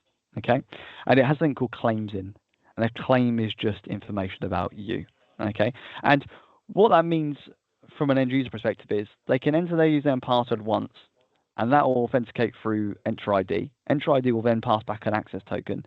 That user then can use that access token to access multiple given apps, and that's the change from legacy to modern authentication. And then of course that then allows us to enact single sign-on, i.e. use one username and password for multiple different applications, okay, without having to use separate. So that's an IDP service, and that is Microsoft Entra ID in Microsoft, right? And that allows us to create users, devices, groups, you name it, and we'll go through Entra ID shortly. We've got also Endpoint Manager, which are Intune Admin Center. Some of these I've missed off, right, because they're not relevant, and we'll probably touch base with them in the demonstration anyway. Endpoint Analytics is just all around performance-related information in relation to your devices. It can look at it just like Task Manager on your laptop, for example. It gives you that visualization, but in the admin portal itself, but for en masse, right, for all your machines rather than an individual machine which you have to log into locally. Okay, then tenant attached, just bringing what you've got on-prem to the cloud and just giving you a UX to be able to manage that through. We got Windows 365 and Azure Virtual Desktop. Okay, Windows 365 and Azure Virtual Desktop, both virtual desktop solutions, also known as desktops as a service. Right. So what's the difference? Well, Windows 365 is a cloud-based service that automatically creates a new type of Windows virtual machine known as Cloud PC. And you tend to see this Cloud PC node in Microsoft Intune for your end users, right? Windows 365 introduced a new way to experience Windows Client for organizations of all sizes. We talked about SMB and SME earlier, and securely streams the full Windows experience, including applications, data, and settings from Microsoft Cloud to any personal or corporate device. And that comes in two forms, right? We've got Windows 365 for Business, right? And Windows 365 for Enterprise. Windows 365 for Business is just a license you assign to a user account, and it assigns them a cloud PC, which they can access through windows365.microsoft.com. And that will either have Windows 10 or Windows 11 on, and a predefined set of apps, either Microsoft 365 apps or a line of business app you define. Okay. Windows 365 Enterprise is more for those SME grade customers, where not only do they have a license assigned to their user account where they can access a Win 10, Win 11 machine on any PC, but virtualized, right? They also have, you as an IT admin also have the integration with Azure as well, and VNets and domain services, so you can actually domain join the machine, as well as being able to have a few more bits of extended management capabilities. Azure Virtual Desktop is a modern and secure desktop and app virtualization solution that runs in the cloud. We usually access that through portal.azure.com and typing in Azure Virtual Desktop, right? AVD allows users to connect to a Windows desktop running in the cloud. It's the only solution that delivers multi-session on Windows, right? And it enables you to access your desktop application from virtually anywhere. So that's the difference. So with AVD, we create something what we like to call host pools, right? These host pools manage a set of session hosts. Session hosts are just virtual machines in essence, right? And with those host pools, we're able to configure them as either single session or multi-session. With multi-session, we can have multiple users on one device. Okay. Best practice is, of course, to scale the device as well as tailor it to, of course, the demand of the compute resources. I've seen people create an Azure Virtual Desktop Compute instance on a B series machine. That's really not recommended, right? Because that's a burstable machine that uses tokenization, and when it runs out of tokens, it throttles down to baseline performance. So D series and above is the recommendation when we talk Azure Virtual Desktop. Deployment methods and update channels for Microsoft 365 apps. So Microsoft 365 apps can be installed individually by users on their devices, but it's also beneficial to manage updates and deploy a customized selection of apps to users and devices to ensure that all users have the apps they need. One of the benefits of Microsoft 365 apps is that Microsoft regularly provides new and updated features for Office apps. You can control how often the users in your organization get these new features by specifying the update channel. It also provides each update channel with two other types of updates that are released every month. One being security updates, which helps keep Office protected from potential malicious attacks, and two being non-security updates, which is also known as quality updates, featuring quality updates, which provides stability or performance improvements for Office. Right. There are no separate downloads for feature, security or non-security updates. The updates are cumulative. So the most current update includes all the updates that have been previously released for that update channel. And while updates are being downloaded, users can still continue to use their Office apps. So we do have the ability to push out updates after Z business hours, right? So there's no end user interruption per se. Subscribe services and identity types of Microsoft Entra ID. So like I said, it's not only a directory, it's more than a directory. It's identity and access management solution, also enacts modern authentication, auth, right? And Microsoft Entra ID is formerly Azure AD, right? Once again, cloud-based identity and access management service, uses Entra ID to enable their employees, guests, and others to sign in and access the resources they need. So not only internal resources such as cloud apps developed by your own organization, also referred as line of business apps, and corporate network and intranet resources. We've also got external services such as Office 365, Azure Portal, and SaaS applications used by your organization. And we can also synchronize with your existing on-premises, Active Directory, or other directory services using Entra Connect, and securely enable and use of devices owned by the organization or personal devices such as BYOD scenarios. And that could be either laptops, mobiles, and tablets, and enable collaboration with business partners and then customers. So we talked about B2B collaboration earlier. Not only that, we also have Identity Secure Score, which helps you to measure your identity security posture, plan identity security improvements, and review the success of your improvements, just like Microsoft Secure Score in Defender XDR or the Microsoft Compliance Score in Microsoft Purview. And other than that, Entra ID is the backbone to everything we use and use with Microsoft 365, right? Because of course, identity is the point of entry for anything we do. We always need to sign in. We always need to run through the process of authentication and authorization. Authentication is just proving who we say we are, and authorization is what level of access do we have, right? Think of this in this way, right? We go to an airport. We take two things, right? Boarding pass and a passport. That passport is going to prove who I am or who I say I am. My name, potentially date of birth, where I was born, that type of stuff, right? And that authenticates me. Authorization is the level of access, and we look at that as a boarding pass, right? That boarding pass tells me what gate I need to be at, right? What terminal, the time I need to be there at, right? Time of departure, the time of arrival, what seat I'm sitting at in the plane, right? And once again, the whole process of authentication authorization adopts the approach of that zero trust methodology, where in which I need to always verify applicable endpoints and identities. I need to enact least privilege, right? I'm not going to sign everyone global administrator, and I'm going to segment resources as well to reduce lateral movement across my estate. So that's how it all comes together, not only in regards to management, but also security as well. When assigning an identity in Microsoft Entra ID, there are three categories, right? You can assign identities to people, i.e. humans. Example of identity assigned to people or employees of an organization. They're typically configured as internal users. So I showed you how to create a user earlier, or sorry, where to create a user. And external users, that include customers, consultants, maybe vendors and partners. For our purposes, we'll refer to these as kind of user identities. You can also assign identities to physical devices such as mobile phones, desktop computers, and IoT devices, so Internet of Things devices. And lastly, you can assign identities to software-based objects such as maybe applications, virtual machines, services, and containers, containerized in Azure, such as Kubernetes, right? And these identities are referred to as workload identities. So user identities represent people such as employees, external users, customers, consultants, vendors, and partners, right? In Microsoft Entra ID, user identities are characterized by how they authenticate and the user type property. How the user authenticates is asked relative to the host organization's Microsoft Entra ID tenant and how it can be internal or external, right? Internal authentication means user has an account on the host organization's Entra ID directory and is used to authenticate to Entra ID.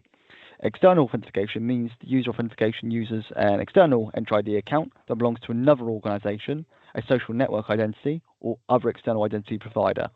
So in this case, it could be an Outlook personal account, it could be another Microsoft Entra ID account, but in an external party, or it could be Gmail or another IDP provider such as Facebook or LinkedIn, right?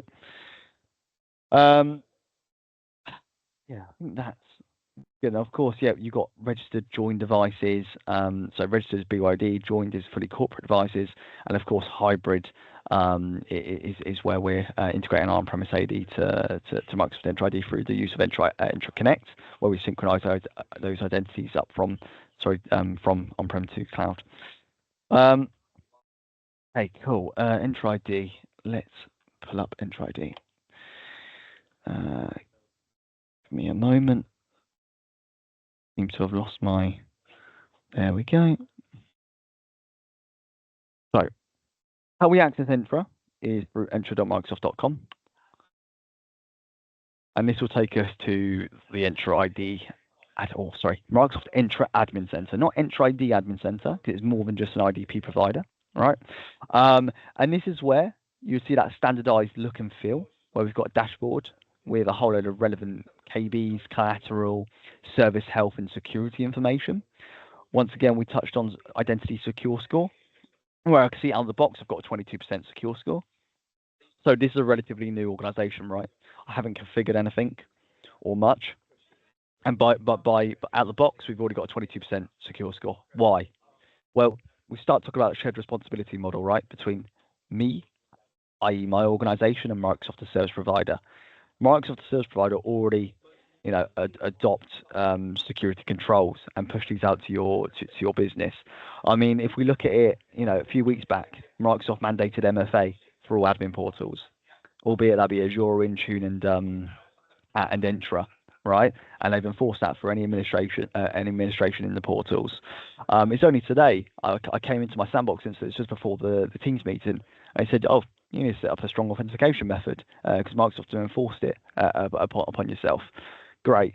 So I had to set that up. So that's already increasing my security, right? My overall posture and reducing exposure. I don't know if any of you have seen the latest Microsoft Digital Defense Report, which was released latter October, right? 99% of attacks target the identity, right, through password spray mechanisms. So that's a threat actor or a threat vector, retrieving a set of username and passwords and just trying to load a username and passwords. But the brilliance around MFA is it's adding that two-layer authentication, right? So if they do seem to compromise my username and password, they still have to go through a second layer, which is either maybe a passkey I plug into my laptop. It could be Windows 10 for Business, where I authenticate with biometrics, i.e. my face or fingerprint.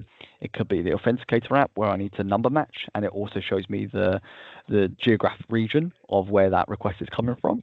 A whole load of different ways we can reduce exposure. And funny enough, like I said, 99% of the targeted attacks are identity related, but on the flip side of that, if we adopt MFA, 99% less likely to be compromised.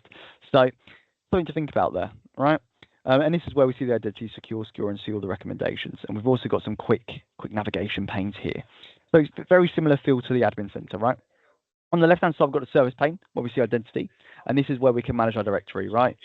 Very familiar feel. We can see all our users in our directory. And I think what's key to note here is whatever I administer in this portal carries over to the admin center, right? Whatever I administer in this portal carries over to this portal. Only one thing, right? Licensing. Licensing, only a few weeks back, has been deprecated from management in the Entra ID portal. You can now only manage licenses in the admin portal, right? That's only one thing you need to take into consideration when I say you can manage in either. But yeah, we can create user. And how we create user, press create user up here. We give it a username. We can give it the domain name. And of course, if you added a custom domain name there, you can associate that with the user account. We can give it a particular display name, auto-generate a password or set my own password, and of course, enable the account. We can then go to next, and we can fill out the contact information based on department, job title, first name, last name, what type of user are they? Are they a member or a guest? And I said earlier, I highlighted this earlier, right? Usage location. It's not mandatory here. In the admin center, it is.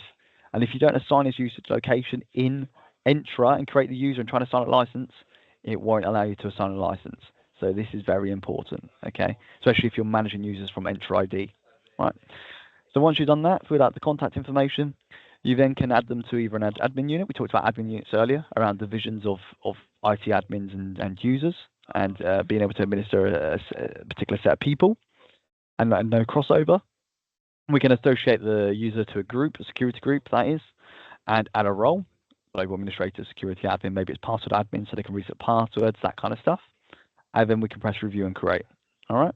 Once we've created, you'll see the user here, and similar view to what we see in the admin center. We see an overview of the user account information. We've got the same action pane where we can delete users, edit properties, reset password, revoke access tokens. We talked about the transition from legacy authentication to modern authentication, where in which we can invoke SSO now and issue access tokens. This revokes access tokens based on maybe there's been a dispute internally, this person's contract's been terminated, you need to block their account and revoke their access tokens. Because the problem about access tokens are, one, there's an access token, i.e. a security token, which is short-lived, right? It will refresh every 30 to 55 minutes, right? Of which you need to re-authenticate. And then there's something called a PRT token, a primary refresh token, which is a long-lived token, which a PRT token then issues access tokens. So it gets very technical, right? But in the kind of short story is, if you don't revoke the access token and you just block the user account, it can take some time for that user to actually be signed out and kicked out of all its active sessions. So it's not necessarily restricted as soon as you block the user account. So you do need to revoke the sessions as well. Okay.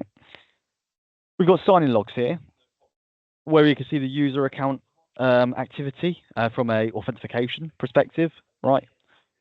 Who signed in, when, where from, did they go through a level of authentication, i.e. strong authentication? Have they satisfied any conditional access policies, i.e. had there been any access controls enacted over this end user? And what IP address are they coming from, right? This is very powerful. If you've got Entra ID P1 or P2, you get 30 days worth of audit logs. Free tier, 7 days worth, okay? Crucial for the exam. If I was to click into a sign-in log, you see a load of information around my sign-in, correlation ID, request ID, did I go through MFA, did I not, user account, is this cross-tenant synchronization, i.e. maybe I've got a, say for example, West Coast, right? West Coast Cloud. We're a subsidiary of West Coast Group, right?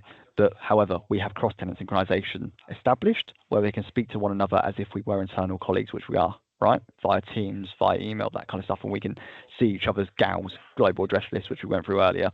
If that's the case, that will show up as cross-tenant access type here. Okay. We've got, the issuing provider, IDP provider, enter ID. So who's issuing the access token, right? And we've got a level of information around the application as well, and what browser they're coming from. So if I click location, you can see the geograph of where they're coming from. It may be that the ISP, the internet service provider, has done a bit of network address translation, so this may not be accurate of such, right? This can I've seen sometimes where I'm in Reading and it will show me as in London, right? It's just because the ISP is doing conducting network translation where that changes, right? Just like a VPN, right? We can change our location. IP address, is it going through global secure access? I said about earlier, right? There's a solution now called global secure access, which is Microsoft's new Service Security Edge, which gives us the ability to conduct web content filtering through Microsoft Enter ID.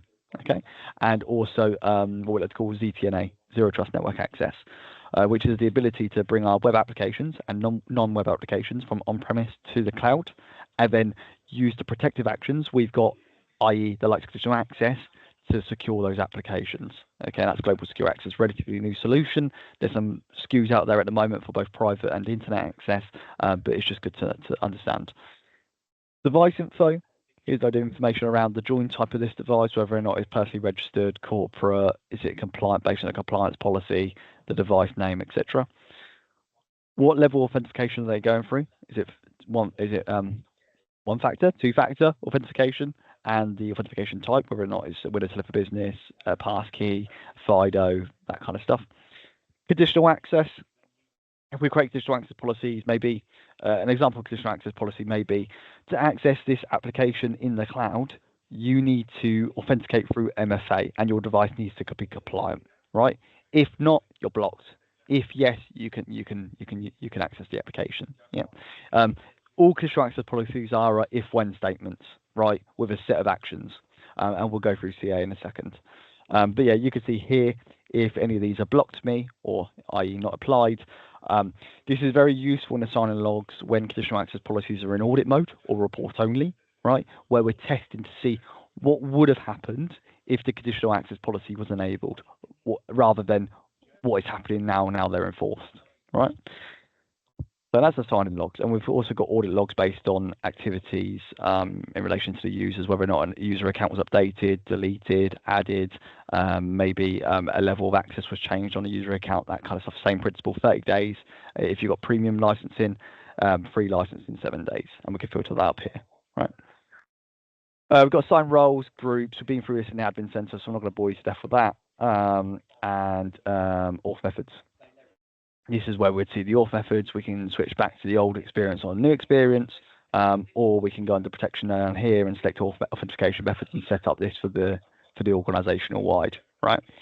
One thing to note is per user MFA, right? Per user MFA, multi-factor authentication, which we saw in the admin center over here, is being deprecated by September 2025. And the stance is, from a Microsoft perspective, you need to migrate people from per user to the new authentication methods blade over here, and either use conditional access or security defaults. Conditional access, once again, is a premium tier feature. Security defaults is free. The way we access security defaults is through the overview pane here, properties, and you see an option here, right? Because funny enough, my demo tenant is using conditional access, it won't allow me to use security defaults. Why? Well, conditional access is much better, much more granular, much more secure. Why would they let you use a free feature when you've got premium licensing, that kind of stuff, right? But here you'll be able to opt into that if you didn't have conditional access or premium licensing. So this is Enter ID, right? Creation of users, creation of groups, same principle. I can come in here, I can press new group, define whether or not it's a security group or 365 group, give it a name, and we talked about, is it static, i.e. one-to-one mapping, or is it dynamic? We talked about that Windows Autopilot example earlier, right, where in which if my hardware distributor is providing devices to me as a business, and I want them to be sent out to my end user directly, then I want to set up my profile so that they automatically assign to those devices which are uploaded in return to my Intune console. I can set up a dynamic device membership rule, can create the rule here, and I can say, okay, Let's choose a property. Device ownership equals corporate, for example. And what will happen is any device which is fully joined to my organization and is marked as device ownership corporate, they will be added to this security group automatically without me having to manually add it, right?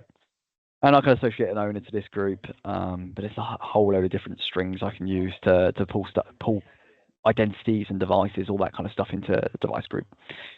We can see my devices in the overview pane here, where I can see the list of my devices. This pink logo here means my device is autopiloted, right? That's what that pink logo there means. I can see that all my devices are entry-joined because they've been through the out-of-box experience via Windows Autopilot. And the MDM provider is Microsoft Intune, and some of the devices are compliant, some of them are not based on the compliance policy set out. Compliance policy may be make sure this device has BitLocker enforced or enabled. It may be that MDAV is installed on the device, Microsoft Defense for Antivirus, that particular version, right? It may be integrity boot is enabled, that kind of stuff, okay? And within device settings, we can actually block personally registered devices, right? We can scope users who can join devices to Microsoft Entra. We can require MFA before they join it to Entra. And we can define the amount of devices able to be joined per user. By default, it's set to 50. You can define this more or less based on requirements, right? So that's Microsoft Entra. We'll probably get into conditional access in a second, but I'll come out of here and I will carry on with the slides for the time being. So just recapping slightly, hybrid identity, once again, we've got on-premise Active Directory, we may have a domain controller, right? We've got a load of users in organizational units in our directory, and we want to synchronize those up to Entra. Why do we want to sync them up to the cloud? Maybe we're not ready for that migration to the cloud fully and to be able to manage our identities and our resources in the cloud only. So we may want to, or alternatively, we may have applications, line of business apps, which don't support the use of modern authentication. Therefore, we still have to keep legacy AD for the time being, and then make a gradual approach or gradual rollout to cloud moving forward. There are also other things such as log-on hours, right? Anyone ever used log-on hours before? Log-on hours was an approach where maybe we got a load of frontline workers in a warehouse, they're on shift patterns, and we don't want them accessing corporate resources outside of that given shift pattern. On-prem AD, we had something called log-on hours, where we could define, okay, you're only allowed to access these resources between 8 AM till 6 PM. After such time, you're restricted. With cloud, unfortunately, there is no solution for that at this time. At this point, anyway. At this point, there is something in the roadmap coming. Not able to disclose it as of yet, but that may be a factor why people don't want to move to cloud, right? Because they've got existing functionality which doesn't exist in the cloud as of yet, right? And it may be they're in an industry where they're very security conscious. MOD, for example, military of defense. Maybe they're healthcare. I speak and see a lot of schools still want on-prem AD, right? Because they've got legacy kit, they don't have the capabilities in the house to migrate their workloads, and I guess that's where you and we as a CSP come into play to help them move and advocate the message of why cloud should be cloud first, why it should be cloud first, why the strategy should be to move to cloud and make use of the security capabilities in the cloud, albeit that be conditional access, identity protection, Defender, XDR, Intune, all that kind of stuff, right? So yeah, hybrid identities is just synchronization from on-prem to cloud for the exam purposes. Describe the access management capabilities of Microsoft Entra. And then this is where we get to conditional access, right? Simplest form of conditional access is assignment. Who you assign this policy to, conditions, what conditions need to be satisfied for access controls to be enforced, right? Scenario here could be you've got a line of business app, you've got a SaaS application, and you're very security conscious about the application. You don't want anyone just accessing that application in your given org, even if they are an internal resource. So you may want to set up a conditional access policy to require multi-factor authentication and make sure the device is set or marked as compliant before they access the resource. Or it may be another scenario where maybe you've got an office, you've adopted hybrid work, people are on the road, they're at home some days, and when you're in the office, you don't need to go through or run through the process of MFA. When you're outside the office, you do. You need to go through MFA because you're outside of that secure barrier. In other words, name location, right? Conditional access policies have the ability to create name locations based on geographic region, based on IPv4, IPv6 address ranges, as well as coordinates, right? GPS coordinates. So you're able to define that, right? And there are other things like session persistency, where maybe we want to revoke tokens automatically without having to press that revoke access token button, which we went through earlier, okay, based on conditions being satisfied. And other things such as token protection, right, is relatively new, public preview. So what we've seen in the past year or two is MFA is great, but if your MFA method is not phishing resistant, which, you know, FIDO2, Windows Hello for Business, those types of methods are passwordless as well as phishing resistant, what I've seen is the Authenticator app is quite easily compromised. How? Something called user fatigue, right? I could call up a help desk, and if that help desk doesn't have the relevant security checks in place, or, you know, security questionnaires to make sure you are who you say you are, I could easily call up your service desk and say, I'm Rio. I work for your organization. Please, can you reset my password and my authentication methods? I've lost my phone, right? Oh, it's not to say your organization will just reset it on the fly like that, but I have seen instances where organizations have, okay? And that's what we like to call user fatigue. It's not fully phishing resistant. With phishing resistant methods, right, we've got the likes of Windows Hello for Business. And the difference between Windows Hello for Business and the likes of Authenticator app, SMS, and phone call is proximity, right? You need to be in front of your laptop. You need to have physical access to that laptop to authenticate and authorize yourself. And it also is bound to your TPM chip in your laptop and is looking for certain biometrical data. Okay, that's the difference between Authenticator app and Windows Hello for Business. And of course, we could go down to the level of SMS and phone call, which is a certain no-no in organizations. And there will be end users, individual users, who will say, sorry, you know, I'm not using the Authenticator app, I'm not downloading it on my personal mobile phone. Well, there needs to be a stance, right? SMS and phone call are not suitable for majority of organizations now. There's too many mechanisms such as adversary in the middle mechanisms where you click on a phishing URL and it will compromise your access token and use that to issue other access tokens. There's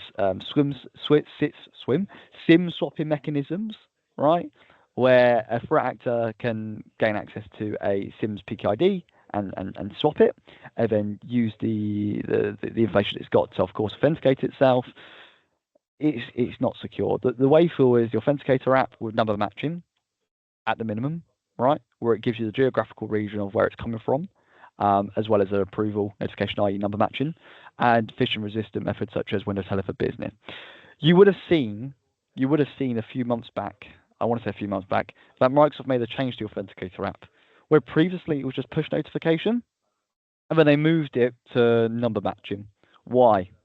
Well, how easy was it for you just to press approve on that button, right?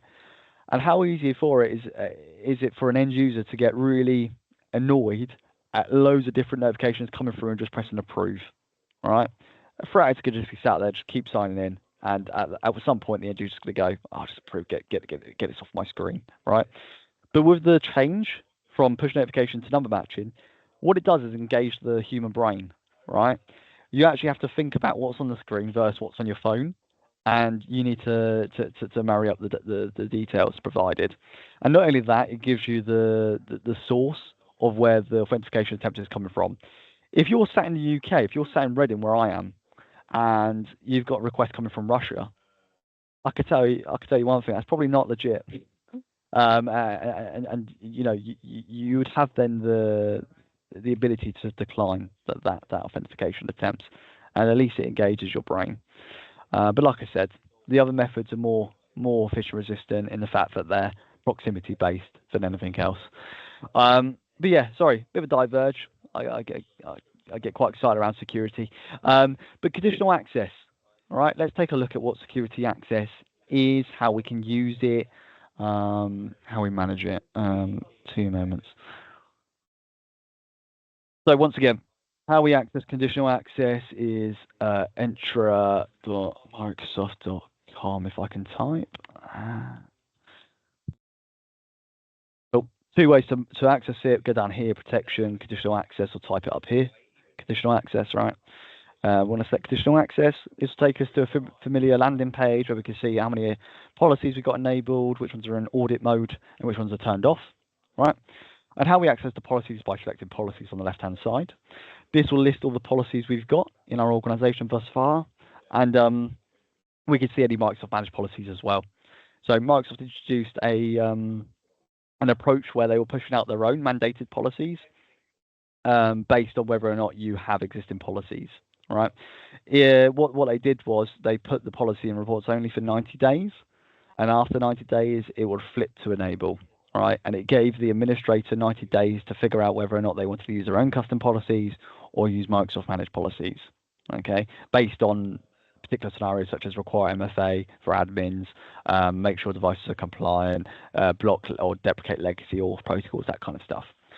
There are 2 ways to create conditional access policies. We can create a custom policy. We can create a template. Templates consist of, funny enough, predefined configurations for you to use, and they're also benchmarked against zero trust, remote work users, protection of administrators, emerging adversaries or threats. And we can click into here, we can view, we can create the template, and we can review it, right? That's good. That's good if you have no or very little skill sets in creating conditional access policies, but it's really not that difficult, right? So what we could do, come back out here, and you press new policy. And we give the top policy a name. So this policy I may call test v1. And assignment could be no one, could be all users in my Entra ID directory, or it could be a particular security group. Security group. Could be all users, could be a set of users, maybe it's departmental, where you're targeting sales team, marketing, whoever it may be. Or we're targeting directory roles. Anyone in global admin role, I'm targeting. Funny enough, if you haven't seen already, there is a new role which has been introduced called AI Administrator, and this allows you to manage all things AI related, in particular Copilot plugins, org settings, that kind of stuff, right? So if I come out of here, we've also got the option of guests. Well, we can target B2B users, so these are business-to-business collaboration user accounts. We can also target service providers. So you are a service provider, right? And you're working currently in an indirect model where you've got DISTI, i.e. West Coast Cloud, you've got yourself as an MSP, and you've got your end client, right? Say, for example, you create a conditional access policy. You're targeting everyone for that end user, but you want to whitelist yourself, right? You're not going to create a user account in their directory. That's a no-go. And don't get me wrong, I know many partners do that because they don't have any external RMM tools. But there are other options, such as Microsoft Lighthouse, right, which allows you to manage customers and users at scale. Okay, and we have also the option in here to whitelist service providers, right? So we can come in here and we can whitelist a service provider. So what that means is maybe you've got conditional access policy to block everyone except yourself, and that will allow you to access the portal even if you create a conditional access policy targeting everyone, right? And how that works is, of course, if you've got Microsoft Partner Center, the MPN Center, you log into partner.microsoft.com and you go through the service management pane and you access Entra, you'll still be able to access it because you've whitelisted you as a service provider, right? It looks at that underlying CSP relationship. So, yeah, we've got inclusion and we've got exclusion. We've then got target resources where we can, you know, what are we looking to target in regards to the assignment we made, right?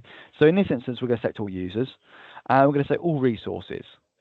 And another thing which has changed, Microsoft have just changed in the last week, is this used to be called all cloud apps. They've now put it to all resources because the scope of interest has drastically enlarged. Right, we're not just targeting cloud apps anymore. We're targeting other known resources. So we select all resources. So what I'm saying here is all users accessing any resources in my organization and flagged up as medium to high known risk, right? What we're going to do is block access. Okay, so what we said here in essence is any user accessing any application in my organization who is marked as medium or high risk based on identity protection signals, right? We're going to block access. That's the beauty of conditional access, right? Not only can we restrict stuff based on particular conditions set out in like sign-in logs, but also we can integrate other services such as identity protection, albeit the identity protection integration between conditional access and identity protection is a P2 feature. You can see how extensive that is and how much more secure you are as an organization by using that. So identity protection, we'll get into it in a second, but what that's looking for really is signals based on user auth context. So that may be impossible travel alerts, i.e. I can't be here in Reading and in US in a matter of 10 minutes, right? That's impossible travel. So what it will do, Microsoft will deem me as a risky user at that point, and then it will assign me a risk score between low, medium, and high. And of course, what I've done from that perspective is integrate that with conditional access and say, if I'm medium or high flagged, I'm blocked. Okay. There are other signals such as atypical travel, i.e. I normally sign in from Reading in the office at 8 a.m. Monday to Friday. If I sign in from Russia at 1 o'clock in the afternoon on a random Sunday, I would suggest that's not me, and that's not my normal behavior, therefore mark me as a high-risk user, that kind of stuff. So not just identity protection, we've got insider risk integration. So insider risk is all around elevation of risk based on exfiltration activities. So insider risk sits within the Microsoft Purview solution, and it's all around, normal behavior versus not normal behavior, i.e. I go onto SharePoint Online and I download 1,000 files in the space of a minute, right? That could be an exfiltration activity, and that can be deemed as insider risk, trying to take information from inside the organization to outside the organization, right? Or it may be I've transferred a load of files from my machine to a USB stick, right? That's once again an exfiltration activity. And then of course, based on adaptive levels, that will assign me a low, medium, and high risk, and I can integrate that with CA again, all right? That's a Microsoft Purview solution. We've also got device platforms where we can scope interest, i.e. is it Windows, Mac OS, iOS, Android? We've got exclusions as well. Then we've got the access controls, where I could say, okay, maybe not necessarily I want to block access for this risky user, but I'm going to grant access, but I'm going to require MFA, and I'm going to require the device to be marked as compliant. Of course, device being marked as compliant is heavily reliant on me onboarding the device to Intune and creating a compliance policy, what targets the device and make sure that it's either non-compliant or compliant. Okay, there are other options to make sure the device is hybrid joined. We're accessing an approved client app with the integration of dependent cloud apps, require password change, and we can require all selected controls or require one of the selected controls. Okay, and then we've got session controls to finish off with, which is all around session persistency. Resilient defaults is all around if Microsoft Entra goes down, do we still enact conditional access policies or not? I invoke them, right? Sign-in frequency, how many times do I have to re-authenticate throughout the day, as well as browser sessions? Customized continuous access evaluation is all around real-time risk assessment controls, right? Say, for example, my user account gets compromised, someone signs in from Russia. Again, I don't know why I keep, maybe use Pakistan or wherever, right? There will be a propagation time period between when that sign-in attempt happened and when it's shown in the sign-in logs, right?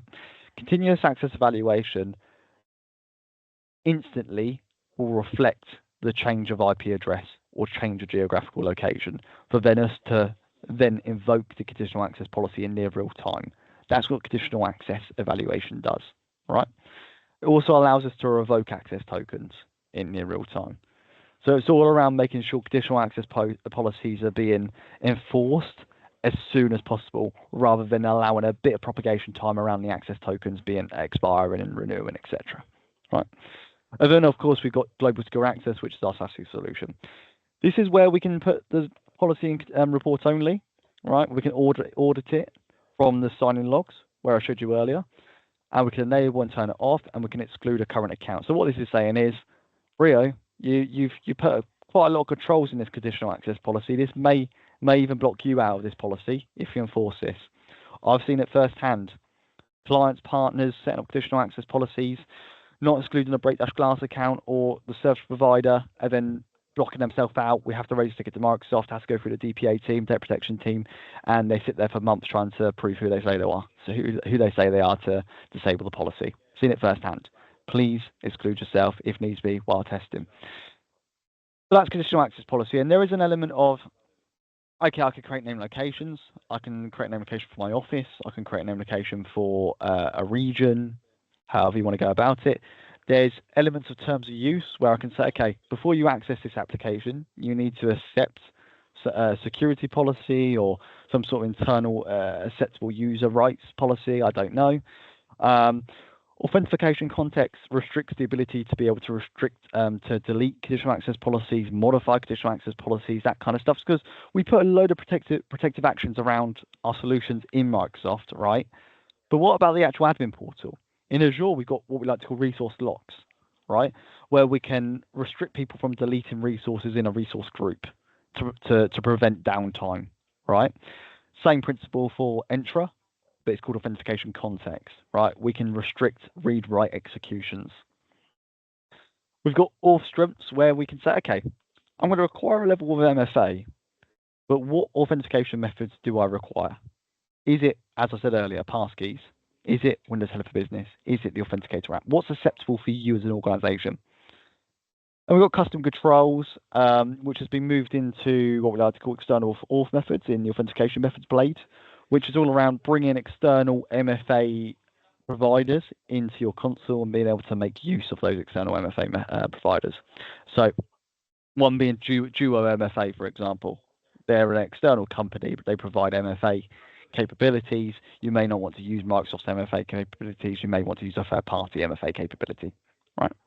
We've got some insights and reporting. That's conditional access policies in a nutshell. One last thing, you got what if here. Instead of maybe putting the policy in report only mode, you can use what if, and that basically simulates the policy. So if I click on what if, I can say, okay, Rio, sign into what cloud app, from what IP, from what country, what policies, what if, what would happen? Would any conditional access policy satisfy? That kind of stuff, okay? So that's the so if I move this over back here. So talked a lot about roles earlier, Entra ID roles. We've also got Azure roles, okay? Azure roles are different to Entra ID roles. Azure roles provide access to an Azure subscription, to an Azure resource group, to an Azure resource, right? Based on what you deem fit for a particular user. Maybe the user only needs to turn on and off a virtual machine, or sorry, turn on and deallocate a virtual machine. Then you can provide them virtual machine contributor role, which only allows them to do that, or start and stop, right? It may be that they need full-blown access to everything in Azure. Then you can provide them what I like to call owner role, right? Or it may be they only need read-only access. They don't need to administer anything, right? They don't need to provision anything. They just need to see the data. Then there's read-only roles, right? The way we administer Azure roles is through the Azure portal. So unlike Entra, where we can come into Entra, press show more, click roles and admins, and administer Entra ID roles, right? We can go into portal.azure.com and we can go to subscriptions. We see we've got a subscription here and in 792. I'm a current owner, and this is derived from the tenant root group, and this is an active sub, right? There is an additional layer above subscription called the management group, but you don't need to know that level of detail for the MS-900. That's more for the AZ-900 exam. But from a roles perspective, from an MS-900 perspective, you can click into the sub, and this is where all our resources will reside underneath this subscription, okay? And the reason we have a subscription is for 1, consolidation, and 2, billing. How do we bill the resources? Right? We bill the resources through a subscription. In return, you'll get an invoice each month to say, okay, you've got this subscription spun up, it's in an active state, these are the resources what sit within that subscription, and this is the accumulated cost. That's how it works, right? On a 30-day rolling basis. So how we find access to this is access control. And what we can do is press role assignments. And this is where you'll see who's got access to this subscription.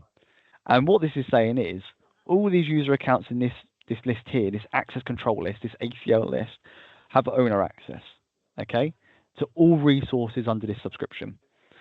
However, like I said, I can define that in a bit more granular. I can say, okay, Rio, you only have access to this particular resource, or Rio, you only have access to this resource group or this collection of resources. So how I add a role, I press add up here, add role assignment. And I've got a load of job function roles. If I just want someone to complete a particular action on a particular resource, like I said, I could probably type in virtual machine. Sometimes this search function doesn't work as intended. There we go. We've got desktop virtualization user, desktop virtualization virtual machine contributor, right? Provides permissions to Azure Virtual Desktop resource provider to create, delete, update, start, and stop virtual machines.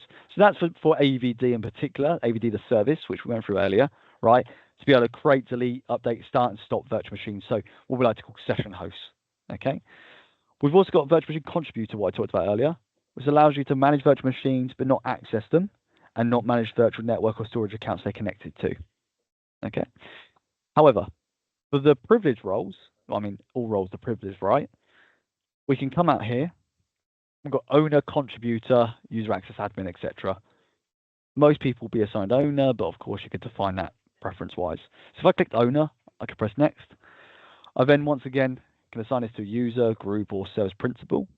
All right, a service principal is just an application enacting API permissions, or a managed identity which is provided to an application to leverage Azure-owned resources, such as Azure Key Vault.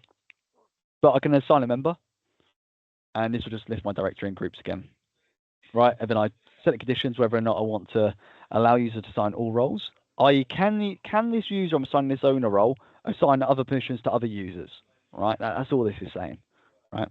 And then review and assign, and then create. And that's assigned the role of owner to whoever I assign that to. Like I said, I may have certain resource groups in my environment where within these resource groups, I have a load of resources. Okay, I have one resource in this resource group called Key Vault, right? That's storing a load of secrets and passwords for this particular sandbox tenant. Right, I actually created this to store the passwords. And maybe I only want certain people being able to view the passwords and secrets in this particular storage account, and only this storage account. Then what I can do is I can click the storage account, and this is at the storage account level, the resource level. I can go same principle, access control, role assignments, right? And I can assign the user to the resource level so they can only access the resource only. And as you see, this scope of interest has changed for these users who were assigned the role at a subscription level. It is now shown as inherited. Of course, they have overriding access amongst all the different resources rather than just this individual resource, right? So that's how we can, one, provide access, two, manage access, and three, segment access based on the levels of hierarchy, okay? So that's Azure. And of course, we've already looked at enter roles earlier. Very simple. Just click it, assign it, remove it if needs be, and then adopt the approach of limited access. So one more thing before we move on this slide is, please take note. You may be a global administrator for a tenant, right? And this is a real big misconception in kind of the world of Entra, right? You may be a global administrator, doesn't mean you have access to everything, right? For example, you could go into Microsoft Purview, doesn't mean you're able to view like data and contextual summary and set up things in Microsoft Purview. You still need Purview compliance roles. Global Administrator will give you that initial access into Microsoft Purview, but not necessarily everything. For example, if you're going to conduct data, if you want to view data, right, in Data Explorer, which is a solution in Purview to view emails, content, that kind of stuff, you need data content list or data content viewer roles, right, to view that information alongside Global Admin, and that's included in org management.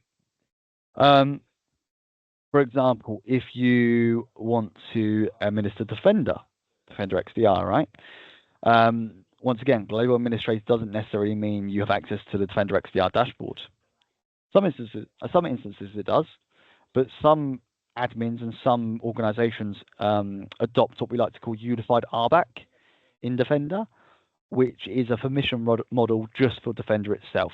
And if you opt into that unified RBAC model, Entra ID roles become non-existent. They become void from that perspective, right? So you need to make sure, right, when you either have an issue, experience an issue with roles and access, that you're checking the particular portal you're accessing and making sure that those roles are aligned properly. So that's that. Scribe threat protection with Defender. So what we've got here is Defender XDR, right? Defender XDR is a umbrella term for kind of an end-to-end security console, right? You may have heard terminology XDR, EDR, SIEM, SOAR, right? They're all different terminologies which are interchanged now and then. But think of Defender XDR as a all-in-one suite of different solutions within Microsoft, right, for security. When we talk SIEM is a security identity event management solution. That's where we ingest all the data, all the telemetry we get from identifying and assessing alerts into a visualized dashboard, okay? And we can use the SIEM solution to not only investigate alerts in greater detail, but also it then transitions into what we like to call a SOAR solution, a security orchestration, automation, remediation tool, where we can automate the remediation activities based on the alerts we've identified, right? So that's SIEM and SOAR. And the Microsoft SIEM and SOAR solution is Microsoft Sentinel in Microsoft Azure, okay? That's Microsoft SIEM solution. When we start talking XDR, it closely correlates and is cross-referenced, but XDR means a variety of different things. One being Defender for Office 365, right? Which is our email collaboration tool within Defender. Safeguards your organization against malicious threats posed normally by email messages, links, URLs, and collaboration tools. We've got Defender for Endpoint, which is a unified endpoint platform for preventative measures and protection, post-breach detection, and automated investigation response, or AIR for short. We've got Defender for Cloud Apps, which is all around discovering shadow IT, right? It's a comprehensive cross-SaaS solution that brings deep visibility, strong data controls, and enhanced threat protection to your cloud apps. So we talked about that whole who's using ChatGPT in your organization piece. Without Defender for Cloud Apps, you wouldn't know, because Defender for Cloud Apps uses app discovery, right? We've got Defender for Identity, which uses anecdotal signals to identify, detect, and investigate advanced threats, compromised identities, malicious insider actions directed at your organization. So we talk from an identity perspective, okay, we've got cloud, we've got all these protective solutions, which is great. Gives us that whole utopia feeling, right? But what if we are still in a hybrid situation?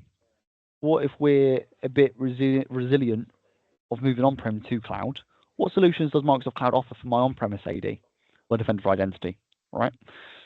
Vulnerability management is all around software inventory checks. It will give you a risk score based on applications deployed to your endpoints. right? It will give you continuous asset visibility, intelligent risk-based assessments, built-in remediation tools to help secure your applications and any vulnerabilities in those applications, and as well as any misconfigurations, right?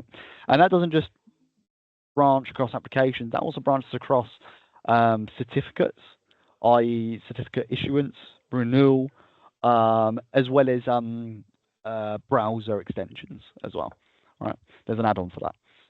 And then we've got Defender for Threat Intelligence. Defender for Threat Intelligence is also known as Defender TI. So there used to be a dashboard called ti.defender.microsoft.com. You used to be able to access that console, right? Most recently, once again, keeping up with these Microsoft changes is very hard, by the way. They've just recently deprecated that portal, right? Why? So once again, Microsoft's trying to uniform the approach of all these different security solutions in a single pane of glass. So the TI dashboard is now in Defender XDR under Threat Intelligence, funny enough, all right? So if you try to go to the ti.defender.microsoft.com, if you have ever tried to, it will just redirect you now, right? And this is where we can access threat intelligence reports from not only the public domain, but also through or via Microsoft's threat intelligence team in-house. Microsoft have over 15,000, off the top of my head, right, in the latest digital threat defense report. They have over 15,000 SOC analysts or threat defenders, however you want to call them, right? And what they're looking for is known threats in the public domain, which could potentially be targeting your organization, and any known IOCs, so indicators of compromise, right? Particular IP addresses they may be communicating off of, geographical regions, whether or not they're nation state attacks or not, that kind of stuff, and different threat mechanisms. That's what threat intelligence is, and this all makes Defender XDR, right? I think the thing you need to take away from this particular slide is Microsoft are really trying to steer away from the siloed environments, which many other third-party vendors adopt, where in which they've got a separate console for each and every solution. This is in one console, and the way we access this console is through security.microsoft.com. Okay. This then moves on to Defender for Office 365, all right, which seamlessly integrates with your Office 365 subscription. That provides protection against threats that arrive in email links, URLs, attachments, collaboration tools like SharePoint, Teams, Outlook. It also provides real-time views of threats, tools you can use to stay ahead of potential adversaries.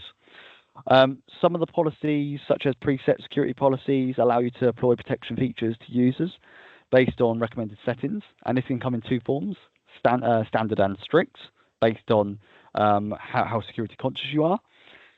A use case for preset security policies is during installation. Installation by preset can set up everything for you as recommended, because it automates the rollout of a secure environment.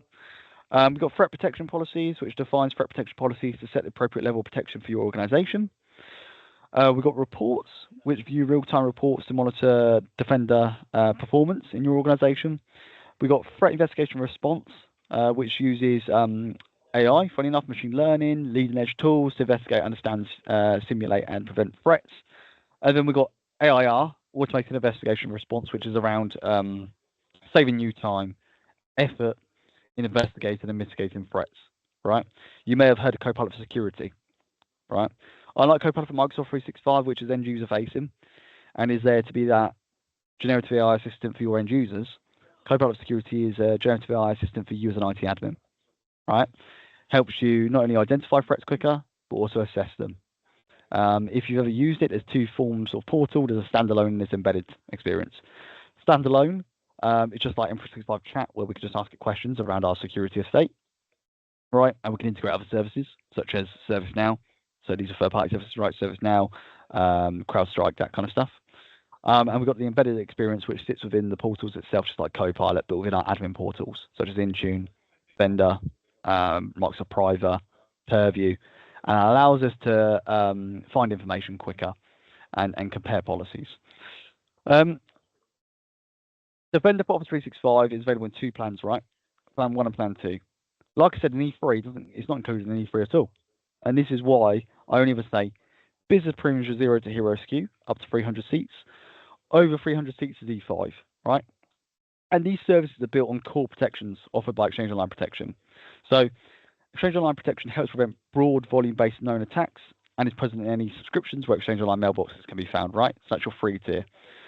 Defender for Office 365 Plan 1 includes EOP.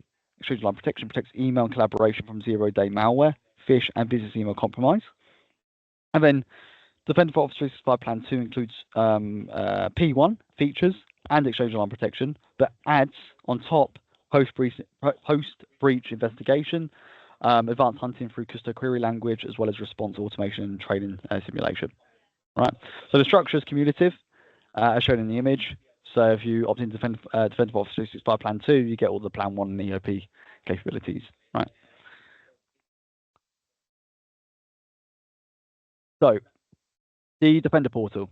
Okay. The aim of this slide is to show you that everything is in one portal, right? We've got incidents and alerts. Difference between incidents and alerts is initially identifying a particular threat in your organization, and an incident is a correlation of those alerts put into kind of an attack timeline, right? You then to investigate and assign to individuals in your organization. Hunting is if you want to dive a bit deeper into the alert, what was identified, and maybe see if other assets are affected in your organization, right? Maybe one user account's been compromised, but you're not entirely sure whether or not that threat vector has laterally moved to other identities in your organization. You can use custom query language to leverage the data within the Defender portal, right? And there's templated KQL queries, and there's, of course, you can use your own. Actions is where in which, if you're using automated investigation and response, right, we don't always have to fully automate everything. There is a process of semi-automation, where in which we don't want to manually do everything ourselves. We don't want to automate everything ourselves, but we want to semi-automate. And what that means is, if Microsoft identify a threat in our organization, they can reach out to a particular administrator in our organization through what we like to call workflow approval, right? So before it actually remediates anything or resolves any issues, it will come to you first to approve. That's the action pane. Threat intelligence is all around white papers, audit reports, being able to understand IOCs in the public domain. We've already been through that. Secure Score is a great resource, a great asset for you as an IT admin to see where you're at in terms of not only your digital transformation, but your security posture and how exposed you are as an organization. It then allows you to adopt security recommendations and take on those recommendations to increase your overriding secure score based on identities, applications, and endpoints, right? Learning Hub is an FAQ center where it's got a load of videos, tutorials. However, wouldn't recommend. Use my YouTube channel instead. Assets is where you've got the ability to view your devices you've onboarded to Microsoft Defender, all right? And we onboard assets through Defender using either Intune, local script, GPO. There are several other options as well, right? And we see those devices onboarded. We also see the identities in our directory and if they've got any associated risk. Endpoints is where we uncover vulnerabilities. So this is where we access vulnerability management, right? And we uncover those vulnerabilities in the application. Email collaborations are dependent for Office 365, which we've just been through. Cloud apps are Shadow IT. Reports are usage activity place. And permissions is where we can opt into that unified RBAC, which I talked about earlier. So the goal for this slide, even though I did, was not to speak about each and every node on this page, but to kind of resemble that this is a single pane of glass for you to access everything in one console, okay? Defender for Endpoint is our EDR solution, endpoint detection and response. This not only provides protection through Microsoft Defender for Antivirus, but also provides signals to the Defender XDR dashboard for us then to be able to investigate and remediate certain threats. We've got stuff like ASR rules, attack surface reduction rules, which is kind of like our first line of defense for our physical endpoint, i.e. we're able to block Win32 macros on our laptop. We can restrict RMM tools from being able to access our machines, block particular peripherals from being plugged into our laptop, that kind of stuff. Well, of course, we've got AIR, which has been through. Microsoft Threat Experts is a managed threat hunting advisory service offered by Microsoft, right? It's part and parcel of Defender for Endpoint Plan 2, but you don't get it out of the box. You have to apply through the Defender console, and you apply using your email address and a justification to Microsoft. And what this is used for, in essence, is you've got an alert that's come through, right? You're not a SOC analyst. You don't have a managed SOC provider, and you're unable, or you don't know how to demystify the alert. You don't know how to uncover, what's happened, when it happened, why it happened, that kind of stuff, right? You can leverage Microsoft in this instance and say, Microsoft, I've got this incident ID. I need your help. I need your expertise. Microsoft consultant will then jump on a call with you and go through, what needs to be done, and not just assessing that alert, also future remediations as well and mitigations. Right. Vulnerability management, like I said, all around continuous vulnerability discovery, risk-based prioritization and remediation across your app inventory, as well as internet plugins and certificate issuance and renewals. Defender for Identity, like I said, protective actions around your Active Directory domain services and not just cloud. What it does in essence is it creates a norm level of behavior for the individuals in your on-prem AD. And with machine learning, right, which Microsoft enacts, if it deems a user to go outside that norm behavior baseline, it will then alert you as an administrator, right? And not only that, it can also detect leaked credentials from on-prem, right?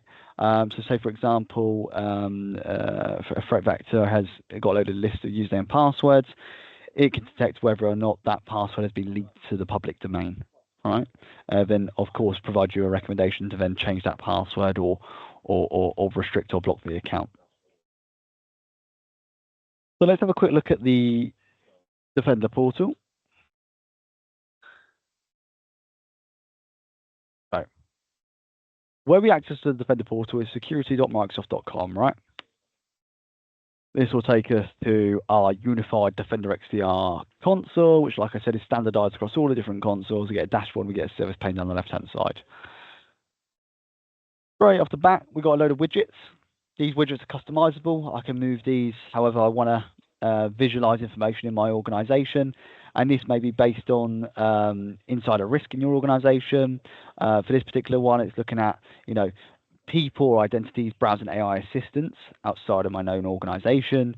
My Microsoft Secure Score broken down into those 4 key areas I talked about and where we are in regards to progress or regression. We've got integration between Sentinel and Defender XDR as well. Maybe I want to create workbooks or playbooks, or I want to enable a connector within Defender for my Sentinel workspace. I could do that as well. Identity protection. So not only does it integrate with Azure, it also integrates with Entra ID, threat intelligence reports around threat intel, right? And known MITRE framework guidelines, as well as device health and some threat analytics and how many devices have been discovered. The great thing about Defender for Endpoint is we may have 10 devices onboarded to Defender, right? But what about those devices we don't know about? We talked about applications we don't know about earlier, but what about devices, right? What we could do with the device we have onboarded, we can actually enable something called probing in active mode. And what that does in essence is probe your existing network for any peripheral devices we need to onboard to Defender. Okay, this is really useful if you've got many devices and you're not sure how many devices you've exactly got, or maybe you've got servers lying around or printers or IoT devices. It will discover that and it will give you recommendations whether or not to onboard them or not. And if they can't be onboarded due to prereqs not being met, then it will still give you recommendations on how to secure a Z device. Okay, so this is a dashboard. Like I said, we've been through all these action types in that one slide. Of what we've got here, for example, is an alert pane, right? Where we get a load of correlation of alerts, like I said. based on stuff being identified, and then those alerts then change into or transform into to an incident in which we can then manage and assign to particular users in our organization. We've got hunting, which is all around custo query languages. We've got a load of templates on the left-hand side we can use to dig a bit deeper in terms of what's going on in regards to my my systems and my my organization. So for example, I'm looking at maybe identity information. Is any good one here? Devices, device events, device logon events. That might be better. Device logon events. Timestamp. So we can double click this, and of course it will just propagate the information in the open text field here, in which then we can timestamp for what device, and then of course we can run the query, and it will show me the contextual summary of the time of which that device was accessed.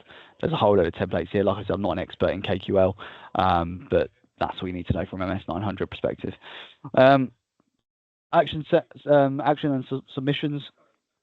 We've got an action center here where we can approve of those automated investigation response approvals, and we can also see the history of those events as well. Apologies, there's very little data in this demo tenant. This is a relatively new demo tenant. It takes some time for data to propagate and use. Threat intelligence is those intel reports, right? So we can look at different intel profiles of different threat actors, right? Of course, Microsoft have their own naming convention for threat vectors across different nation states. One being Russia, for example, which is called Aqua Blizzard, China being Typhoon, Lebanon being Amethyst Rain, that kind of stuff, right? And we can click into these particular threat actors, gives us a snapshot of what they're about, what type of mechanism they're using to target particular industries or organizations, as well as indicators. However, Microsoft, right, putting a licensing in front of that information. So yeah, there is a Defender TI license, and I'm not going to lie to you, it's about £3,000. So if you want to use that, you can do so, but it's £3,000 to see that information. But there is some more information here around public information and mightier framework information, all that kind of stuff you can use. This is all just collateral and trials, and exposure management is all around initiatives and assessments. So you can set up assessment. Maybe you're looking at trying to reduce business email compromise across your organization. You can set up an assessment, and what that will look at is all these different workloads here, Entra ID, Defender for Identity, all that kind of stuff, and then give you a load of different controls, which basically controls are just recommendations, right? And then of course that improves your overall initiative for business email compromise, the CIS Foundation benchmark, cloud security framework, all that kind of stuff, right? Secure score. This is where of course we see the metrics in regards to the breakdown by particular category, right? Identity, data, device, and applications. We can filter that if needs be. The great thing about secure score is we can see on the right hand side here a comparison chart where we can see where we sit as an organization in regards to licensing a user account versus where a similar size organization sits, right? So it really gives you that kind of indication, finger in the air of where you need to be. And then of course we've got filter icon here where we can see, okay, plan score, show projected score when planned actions are completed, show score that can be achieved with your current Microsoft license, which is very important, because what if you only have business standard, for example? You can't implement conditional access policies, so you don't want recommendations appearing around conditional access policies and MFA, right? But if you want to show the full potential and of achievable score, then you can set that as well. Recommended actions are listed from top to bottom in regards to impact in relation to your secure score, okay? And you've got a status column here in which whether or not it's addressed or not. So if I click on this recommendation, I can see a description of what it's asking me to do. So for this particular recommendation, it's asking me to onboard my endpoints to DFE through the Sense agent, right? And we install the Sense agent through Microsoft Intune or local script like I talked about earlier, right? And we can see the exposed entities, right, of what devices aren't onboarded to MDE. the relevant OS and when they were last seen, as well as how to implement what we're asking to do, and then of course the history of whether or not these points have regressed based on this particular recommendation. So if I was to click here and manage Microsoft 365 Defender, it should ask me to remediation options. There we go. Request remediation. And what we could do here is I can select a remediation due date. Okay, when do we want to remediate this recommendation by? If I've got the integration between Intune and Defender for Endpoint, I can actually flow this information into Intune and manage the incidents through Intune itself, which I'll show you in a minute. Priority, I can assign a priority to this recommendation because I'll be assigning this to someone moving forward, and I can add a note as well. So once I've done that, in regards to recommendation, I can see these recommendations in, if I come under here, under remediation. Okay, and they will reflect here, and of course I can action the remediation based on what's outstanding. Okay, list of recommendations. Yeah, cool. Inventory. This is where I can see that vulnerability management piece, right? Of all the software installed on my device, at what version, and I talked a lot about vulnerabilities earlier around software being installed, but also version distribution, right? So, say for example, I've got Adobe Acrobat on my machine, or let's pick one from here, right? I've got DFE installed, right, Defender for Endpoint, and maybe I'm on version 1 and someone else on version 2. It can identify version distribution conflict and say, okay, Rio, you need to upgrade your version from 1 to 2, that kind of thing, in simple terms, right? But with here, I can say, okay, let's select Edge. I can see, what devices Edge is installed on, any weaknesses in that particular software installed on that device, as well as the associated devices. So yeah, if we see here, Edge Chromium is installed on all of these devices, and I can also open the software page to get a bit more detail in regards to the application and any recommendations. So for this particular software, we're looking at updating Microsoft Edge Chromium base to this version. Why? Well, there's a whole load of CVEs, so common vulnerability and exposures associated with this particular software, and it may be that's derived from the public domain that there's a weakness in the application. So if we discover vulnerability, see a load of recommendations, and it will give you a summary on why we're why this is a massive impact for your organization and why you need to mitigate it. And like I said, version distribution sits here, right? And event timeline based on has this regressed or has this improved over time. Yeah, that's it for the Defender. All you need to know, right, is it's a single pane of glass. It's an extended detection response solution where everything's managed in one console. We can access incidents and alerts up here.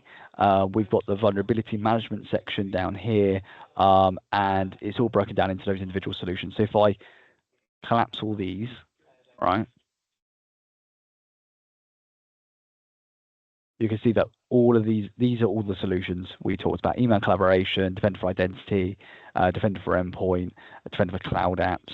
And we've also got a settings pane here of where we can manage org-wide settings. So if I was to come in here and go to, let's say, Defender for Endpoint settings, for each solution, there's a settings pane. And these are all the advanced features for Defender for Endpoint. And if I wanted to integrate Defender for Endpoint with Intune, for example, I could click here, enable Intune connection. And if I wanted to go ahead and onboard my devices to Intune, what I'll do is navigate to endpoint.microsoft.com. Pick endpoint security, so this is Intune, right? But it's got an endpoint security node, which is the integration between Defender for Endpoint and Intune. And what I want to do is scroll down to where we see Defender for Endpoint setup and toggle where it says disabled. In this instance, it's enabled because it's my demo lab, to enables. And we want to allow compliance policy evaluation. So we want to allow that for Windows devices. And what that really means is the telemetry which is sent from Defender for Endpoint to Intune allow us to use that information to evaluate compliance policies. So say, for example, I have a compliance policy set up, which says the machine risk score needs to be below medium and low. it needs to be set as low and not medium and high, then yeah, we can evaluate that via compliance policy. That's not a problem by toggling this. And so that's how we integrate the two, right, consoles. And how we deploy the agent is here for endpoint detection response. We can create policy, Windows, profile EDR, create, give it a name, test v1. And then what we want to select here is auto from connector, right? There are other options to onboard and offboard, right? That's if we're trying to onboard a device to another tenant completely, but through this organization, right? But auto from connector uses the connection piece between here and Intune automatically. These two have been deprecated, so don't worry about this. Telemetry reporting frequency was just to expedite telemetry, because as anything in Microsoft, right, has a propagation time. Expedite telemetry just made sure that telemetry from your local client device to the DFE console was pushed through slightly more quicker, but they've actually deprecated that because they increased the time interval anyway, or sorry, decreased it.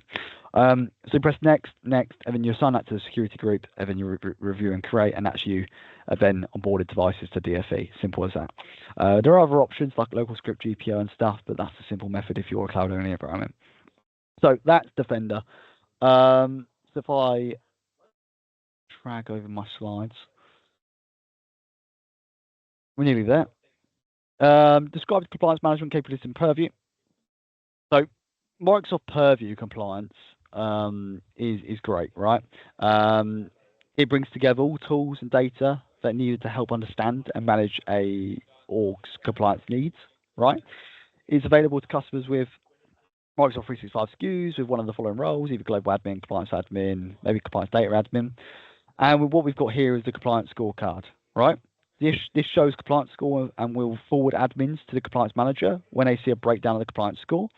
Compliance score measures the progress in completing recommended improvement actions within controls.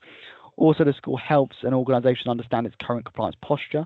Also helps them to prioritize actions based on their potential to reduce risk, right? There is a brand new Purview compliance portal. So if you were to access compliance.microsoft.com, it would naturally redirect you to purview.microsoft.com now, which is the new Purview solution, right?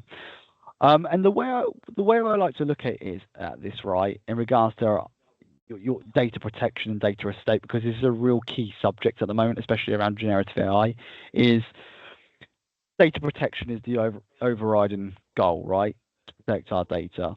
And fundamentally, if we look at the defense and depth layers, what is at the bottom of the defense and depth layers? Data, right? But we have several layers ahead of that, i.e. physical layer, identity layer, perimeter, network, so on and so forth.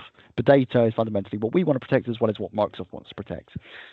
So data protection is the overriding theme, and that's broken down into kind of two key areas, right?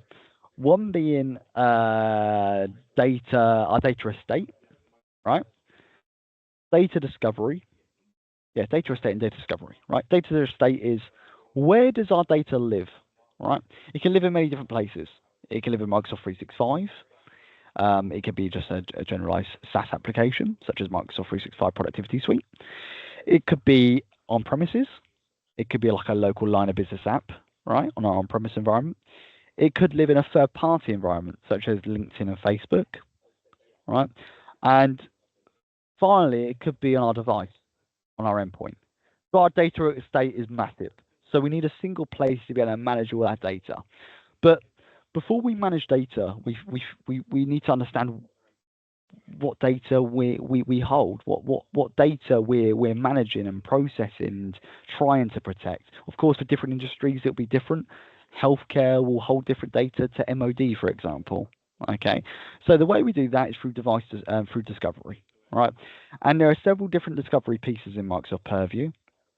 So what we've got is sensitive information types, right? We can create. And there's a whole predefined list of sensitive information types. And these are based on keyword dictionary lists or regular expressions. Okay, that is how they're really broken down into. We've then got trainable classifiers, which is not based on regular expressions or keyword matches.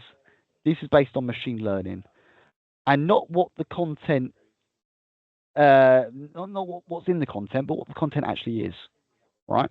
So it can understand that, Sally in finance uploads a file at this time in this location, from this location, right? So it's predominantly SharePoint document libraries. Tradable classifiers can discover, and usually we seed it with information, which is both legitimate information as well as false information, false positive information. And then it learns off that moving forward. And it takes time. It takes time. So we've got sensitive information types, we've got trainable classifiers, and we've also got further defining EDM, which is exact data match, right? Which is all around identifying schematized data assets. In other words, databases. Okay. So there are discovery tools in Purview. Right, so we've got a massive data estate. We've got these data discovery tools. How do we actually view this data now? Well, we view this data using what we like to call Data Explorer, right? And Data Explorer used to, or was previously known as Content Explorer. Okay, Data Explorer requires two roles: Data List Viewer, Data Content Viewer. And as I said at the beginning, Global Administrator does not suffice for viewing data in Purview. You need these two particular compliance roles. And these roles will give you visibility in terms of what's been labeled what, when, and what does this data actually look like, right? We can actually view the email content. We can view where the data is stored. We can view who sent what, that kind of stuff. Okay, and we'll look at this in a second. So that's data estate. They're the protection measures, and that's how we see the data in our Purview estate. We've then got the protective solutions, right? Albeit information protection, which is all around sensitivity labels, right? Being able to label and classify documents as maybe public, internal, highly confidential, secret. And not only that, encrypt, right? Only the user we define or who should have access to that content should have access. And we can do that through encryption. We've also got stuff like data loss prevention, which is all around reducing data leakage. And what I say reduce data leakage is, it's all around inadvertent, taking information from inside to outside, right? Because we can't fully restrict it. Anyone's got a mobile phone in their pocket where they could just take a picture of the screen and take information elsewhere. That's possible, right? We can't stop that, right? At least unless you confiscate their phones. But with data loss prevention, we can at least try and prevent it or minimize data leakage, right? And we can integrate sensitive information types into our DLP policies by identifying sensitive information types, in particular documents that have been sent outside our organization, and restrict that exfiltration activity. That's totally possible as well, right? So we've got DLP, we've got information protection, we've got information barriers, which is all around restricting two-way communication between a set of users. Scenario in my head may be schools, right? Where you've got students, you've got pupils, and you've got teachers, right? Maybe most circumstances you don't want the teachers speaking to the pupils, vice versa, via Microsoft Teams. That's why we've got information barriers, which can restrict that two-way communication. That's another solution, right?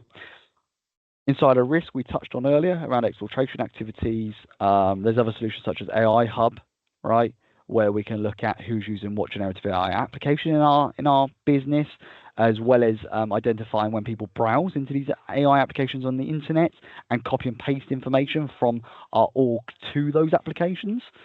And finally, we've got communication compliance, which is all around having visibility in terms of communication within our business.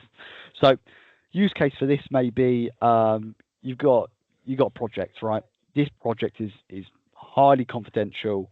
No one should know about this project until, of course, the kind of the public release date. We want to know who's talking about the project, right, in our organization through all different types of channels.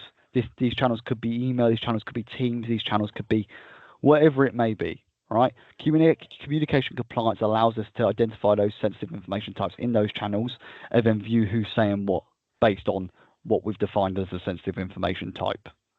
Okay, so that's the possibilities of Microsoft Purview, and that's what it can bring to the table. This is the compliance card, right, where we can see, just like Secure Score, a list of recommendations. The recommendations are from top to bottom, right, based on impact. And of course, there's a set of Microsoft recommendations or points achieved versus the points achieved by you as an organization. Because, of course, we go back to the whole piece around shared responsibility between you and the service provider. Okay. And we can align these recommendations against certain derived regulatory frameworks, such as NIST, Cyber Essentials, ISO, that kind of stuff. And within that, we can see how far away we are from achieving that in regards to our compliance posture. So let's have a quick look at the purview, and then we're nearly there. So if I pull up, cool. So the way we access Purview is purview.microsoft.com. And think about what I said earlier around that whole data protection, data estate, data discovery piece, all right? So it asks you to opt in when you come into here because it's relatively new. If not, you can still revert to a legacy compliance portal. But at this point in time, you might as well get used to a new portal because that'll be deprecated at some point.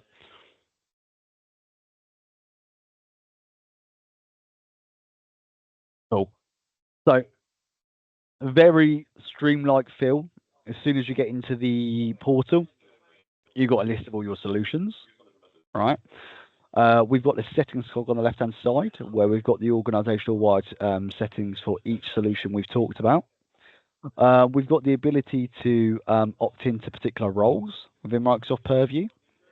Those roles may be the ability to create an e-discovery case, i.e. to view content based on maybe a data subject request, okay? Maybe to view contextual summary around a particular email, that kind of stuff. We've got adaptive scopes. Just like I'd say just like an admin unit, just like a dynamic membership rule security group. An adaptive scope changed with the attributes of the user account. So you can add a set of users here, right, based on a particular attribute, and if that attribute changed, that scope will then adapt based on the attribute you define, right? It's a way to kind of once again alleviate time and burden off your shoulders and move more towards Microsoft's. Data connectors. We talked about third-party data estate earlier and how we can have the likes of LinkedIn, other social providers, that type of thing, right? And data lives in those third-party applications. So it's not all just in the Microsoft 365 ecosystem. So we need the ability to be able to connect those third parties to Microsoft Purview so we can enact the protective actions within Purview. The way we do that is through data connectors. So we can select all connectors, and this will list a whole load of predefined connectors we can connect with and to, right? Some of them may be Bloomberg, Facebook, WhatsApp, whole load of connectors in Microsoft Purview we can connect. And for each one of these, there'll be a set of actions or set of instructions we need to follow to configure. For example, Bloomberg, for example, uses a SMTP connection piece between provider and Microsoft, right? There's WhatsApp where maybe you just need to authenticate using a username and password for the information. If it's WhatsApp for business, whole load of different ways we can connect here. But connectors to connect our third-party data into Purview, right? That's what you need to know. Roles for that granular role-based access control management piece. Device onboarding. Key thing here is if you've onboarded your devices to MDE already, Defender for Endpoint, how it's all coexistent is that they all show up in compliance as well, which is good. You don't need to go about onboarding it twice. OCR, optical character recognition, is all around great. We can identify plain text, but what about text and images, and PDFs, and stuff we upload to our document libraries? Well, OCR we can enable, and this is built through what we like to call Microsoft Syntax. Okay, it's funny. This is one of the solutions what sits between Azure and Modern Work, right? It's not a full Modern Work solution, but it's not a full Azure solution, right? It's an AI solution. OCR is built through Syntax, which in return is built through Microsoft Azure, right, on a pay-as-you-go method because you'll build per file you scan. Okay, of course, there's a Microsoft doc on the kind of the details around the the billing. I can't remember off the top of my head, but it's in that OCR doc there, right? And then we've got different solutions and org-wide settings. So if we go back to home, go to information protection. This is where we can look at those classifiers I talked about, right? Well, we've got sensitive information types, and I can create those, or I can use Microsoft's predefined SITs. Okay, a SIT could be an account number. Didn't actually talk about what it actually could be. It could be an account number. It could be a credit card number. It could be a secret or a key. It could be a full name, credential type, whole load of possibilities. Of course, there's what I want to say, 324 predefined SITs available to you for you to use, right? And some, I'm not to say all of these are relevant to you. There may be some that aren't relevant, some that are, and if none of them are relevant, then you create your own by creating sensitive information type here, right? Alternatively, we've got create fingerprint-based SIT, which is maybe you have a patent template you use internally, right? It's a template which doesn't change, only the information changes in the template, i.e. the field you fill in, right? Then we can use that patent template as a sensitive information type. So any time that patent template is used, we can label it in a certain manner, or we can introduce it into a data loss prevention policy and say, we're not allowed to send out any of these patent templates. Because what happens is in a Word document, right, it's cryptographically signed, each Word document you create, and that's how it's able to make a fingerprint-based SIT, and that's kind of the whole naming terminology there, right? We've got trainable classifiers, which uses machine learning to understand not what's in what's in the content, but what the content actually is, right? So we can use this, and we have to see content, both positive content and false content. Over. So if I press create trainable classifier, for example, we have to choose a source of positive sample content, which could just be a document library in SharePoint, and it needs to include between 50 to 500 files. Okay, and then what's the next step? Select negative sample. Okay, so if I choose a site, and I could break it down to a particular document library if needs be, as per set folders, and then choose source of negative samples. And what it does, it filters out the positive versus negative, and then moving forward, hopefully it will just pick up the positive samples. And that's how it works, pretty much machine learning as is, right? Rather than detecting a particular regular expression or a primary attribute with a supplementary attribute, it's looking at what the content actually is and not what's in the content. Remember that. EDM is all around schematized data assets. Imagine that, so database, like I said. And this is exporting maybe like a whole load of data from a database and importing that data into an EDM classifier and saying any of this data I want to identify in my organization. That's as simple as it is, really, right? Explorer. So this is what I talked about. Okay, we need to be able to. Okay, we've classified our data now. We understand what sensitive information types we're looking for, but where does that data live, and where are these sensitive information types, being identified? So these are all predefined, all right?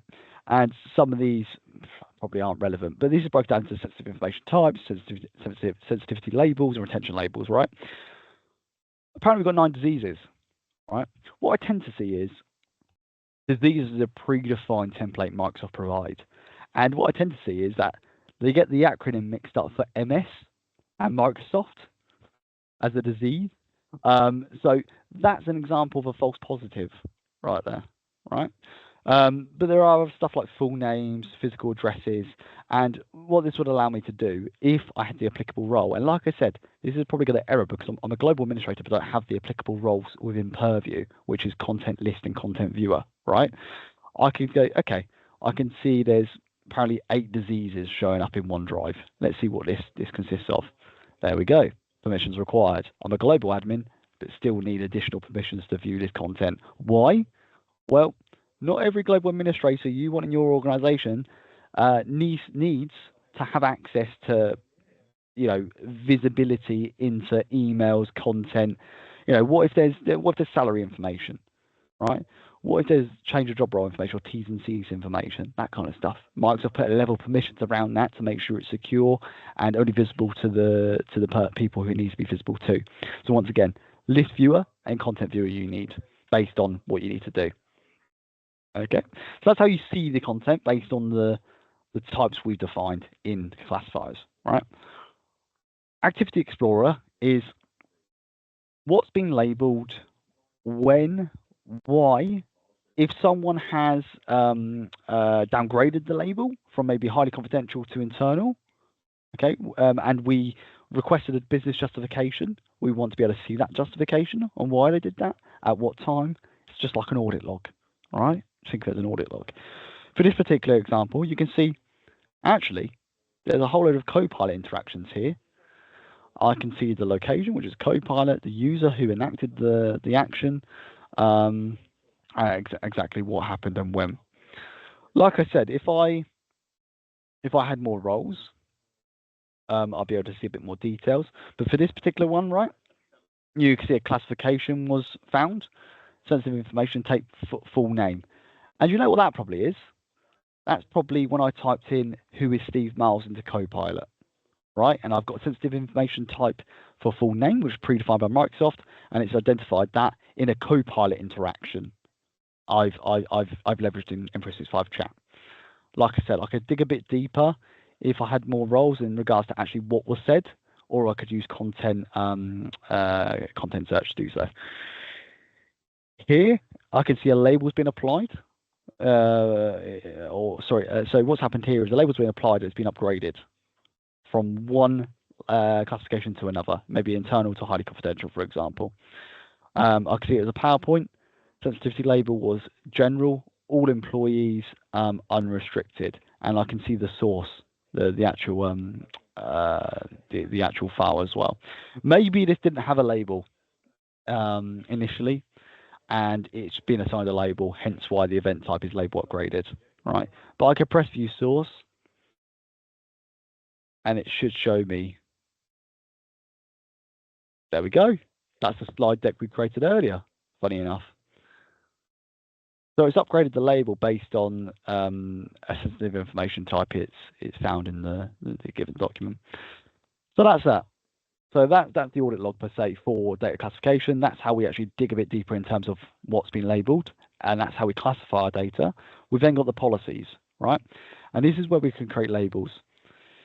From a period of time, Microsoft predefined their own set labels where you can enable the out-of-box labels, right, from internal, personal, public, general, confidential, highly confidential, and you can prioritize that based on what you want to assign first, what's your default label, can people override that label, they automatically assign based on sensitive information, that kind of stuff. That's totally possible, and you can also give them colors as well if needs be. But if I was to create a label, we can give the label a name. I can say, okay, label 1, and this will be the name for the you, right? So for you to organize the labels in the admin console. The recommendation is to keep the display name and label name the same. Otherwise, it becomes a management nightmare moving forward when you've got multiple different labels, right? So the names for you, the display names for the end user, okay, and what will show up in the Word, PowerPoint, Excel, that kind of stuff. Label priority is always going to be the highest, and you can reprioritize it once you've created a label. Description for the users gives them a policy tip to understand, okay, what's this label used for? What's the purpose of this label? Description for admins, once again, marry up, keep the same. I'm just going to put NA for the time being. And then we can give it a label color. We don't need to give it a color. That's one thing you need to know. You don't need to give it a color to move on to the next step. We then need to define the scope for this label. So where are we applying this label to? All right, files, other data assets in Microsoft 365, SharePoint, that kind of stuff. Emails in Outlook, Teams meetings, schematized data assets, and groups and sites in SharePoint. Well, groups and sites is grayed out because you need to invoke a PowerShell command to enable that. It's very simple. It's just one line of code, which can be found in the doc here. But generally speaking, if you want to label Teams as well, you need a Teams premium license, right? Make sure you remember that. So if I go to the next bit, is then, okay, you create a label, give it a name, give it a description, define the scope of where this will be assigned to. What's the protective actions around this now, the label? Do you want to control access? Who can access and view labeled items? Do you want to comply content marking, which could be a header and a footer, etc., across the document, i.e. highly confidential, horizontal down the Word document, and protect Teams meetings and chats, which, like I said, requires a Teams premium license. So if I go to next, this is where I can remove access controls completely or configure access control settings, and I can assign permissions now or let users decide, right? So I can let users assign permissions when they apply the label, right, in regards to the encryption permission set. So this works off Azure Rights Management Service, right? And I can say, okay, do not forward, encrypt only, or only the recipient can view and open this document, or recipient can edit and save, that kind of stuff, okay? Or I can assign permissions now in which I say user access to content expires, okay? From when this document is labeled, when will this document expire in which it can't be accessed anymore? I can say on a specific date, number of days after the label is applied, or never. I can allow offline access, and I can set that to always, right? So even if the user isn't authenticating through Microsoft Entra and renewing their access token, they can always access the document. Never means they always have to have an active internet connection there, and they always have to be authenticating, or after a number of days, right? And I can assign permissions here, and I can do this based on individual users, groups, email addresses, or domains. If I was to choose permissions, you see some pre-templates in regards to encryption, but I can select custom. And I think the key thing here to take note with is Copilot from Microsoft 365, right? People have this misconception that when you license with Copilot from Microsoft 365, it has access to data that it didn't have access to before. That's wrong. It has, me as a normal user, if I didn't have Copilot, I could still access the same files if I did have Copilot. It's just Copilot makes it much easier to view that information. That's the misconception, right? Of course, now we've got that generative AI system, which makes it much easier to find information we shouldn't find, right? I.e., I could type in Copilot, find salary information around our managing director, and if he hasn't locked down his files properly and he's uploaded it into a document library, that's very easily found, right? And this is why we want to apply labels. This is why we want to encrypt. And the key thing here is Copilot from Microsoft 365 needs two permission sets to extract information from a document to be able to pass it back to the end user who's prompting Copilot. One being copy and extract usage rights, which is found here, and the other being view rights. Without these two permission sets, Copilot from Microsoft 365 can't extract information or orchestrate that information and provide it back to the end user based on what they've asked it to find. Okay, so that's very important. But of course, outside of Copilot from Microsoft 365, yep, you can customize this to your liking. I can say, okay, full control to anyone who has this label applied, etc., etc. All right. So that's that. And of course, we've got down watermarking based on, do we want to put down a message header down the side of the Word document, horizontal, however we want to do it. And we've got double key encryption as well, where maybe one of those public-private key pairs, where we don't just want Microsoft to manage the encryption from both a encrypt and decrypt perspective. We want to manage the private key. Microsoft manage the public key, and yeah, we manage it that way. So that's a possibility. There are options for auto labeling based on sensitive information types, based on locations. There's two types of auto labeling and sensitivity labels, right? You've got client-side labeling, you've got server-side labeling. Client-side labeling is where I'm either composing an email, creating a document, and I get a pop-up as an end user to say, we recommend you apply this label. Doesn't necessarily mean the end user needs to apply the label, right? And then we got service-side automatic labeling, where we mandate the labeling, right? If we find a sensitive information type in this Word document, the document must be labeled, right? There's a difference. And the difference is key because it's different. It's the difference in licensing as well, right? Business Premium only includes the client-side labeling, and this is the problem. Service-side labeling is included in E5 and some of the compliance and compliance standalone SKUs, all right? That's key. So yeah, that's a bit of information protection. Showed you the sensitive information type. Showed you how to kind of dig a bit deeper into that information. Also looked at Activity Explorer. There's of course other solutions within Purview, such as data loss prevention to reduce data leakage. We've got the new AI Hub, which is currently in public preview, which can review Gen AI sites being accessed, right, and used, and data being copied from our organization to these outsider applications of such, i.e. data exposure, data exfiltration. And we've also got the usual solutions such as audit, e-discovery, content search, and insider risk management. So this is Microsoft Purview in a nutshell. Of course, these are fundamentals, so I'm not going into the ins and outs of the solution. I probably went a bit more into it than I should have, to be honest with you. But I think it's really of value to understand what we're actually talking about and demonstrate the product. So that's Microsoft Purview. So if I come out of here.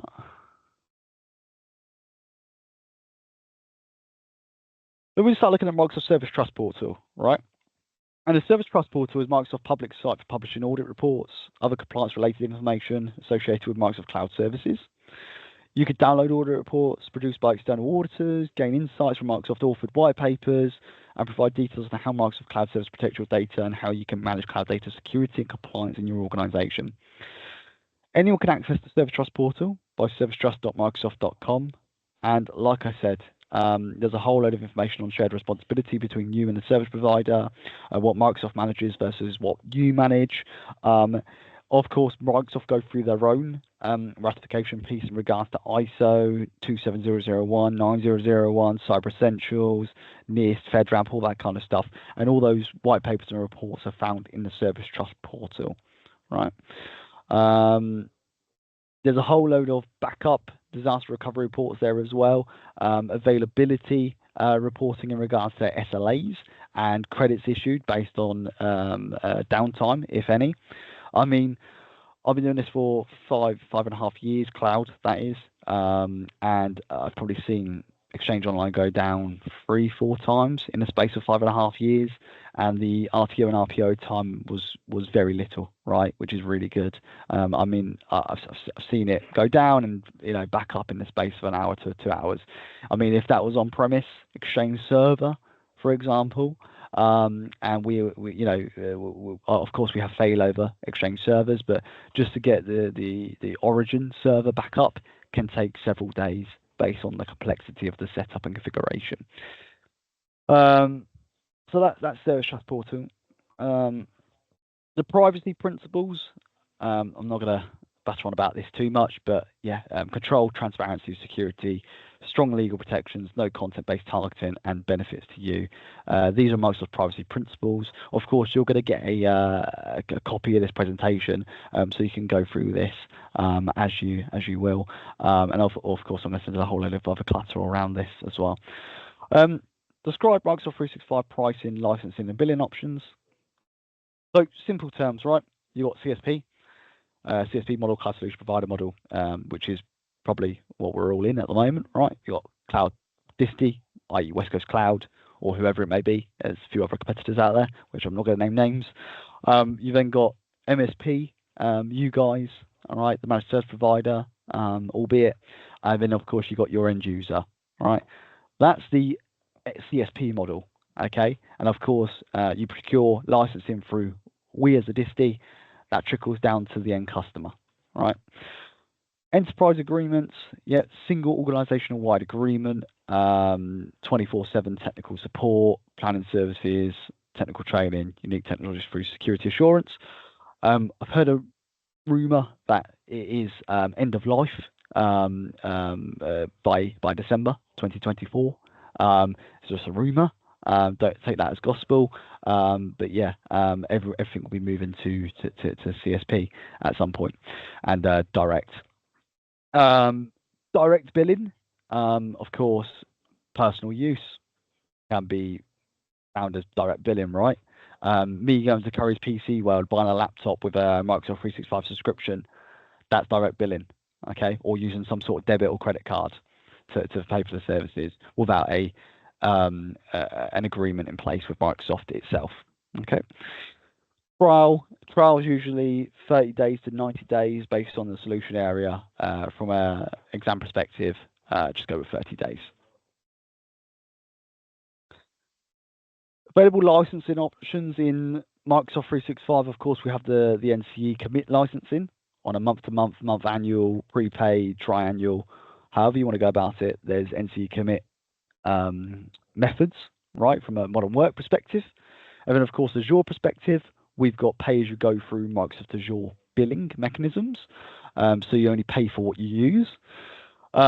Reverting back to the NCE licenses, of course, that's broken down into kind of, we can have all up SKU, either like Business Standard, BP, Business Premium, E3, E5, and there's also add-ons to those standalone offerings as well to enhance the capabilities of those existing offerings. Okay. Yeah, that's the licensing options. I'm not going to go into the demo of billing management.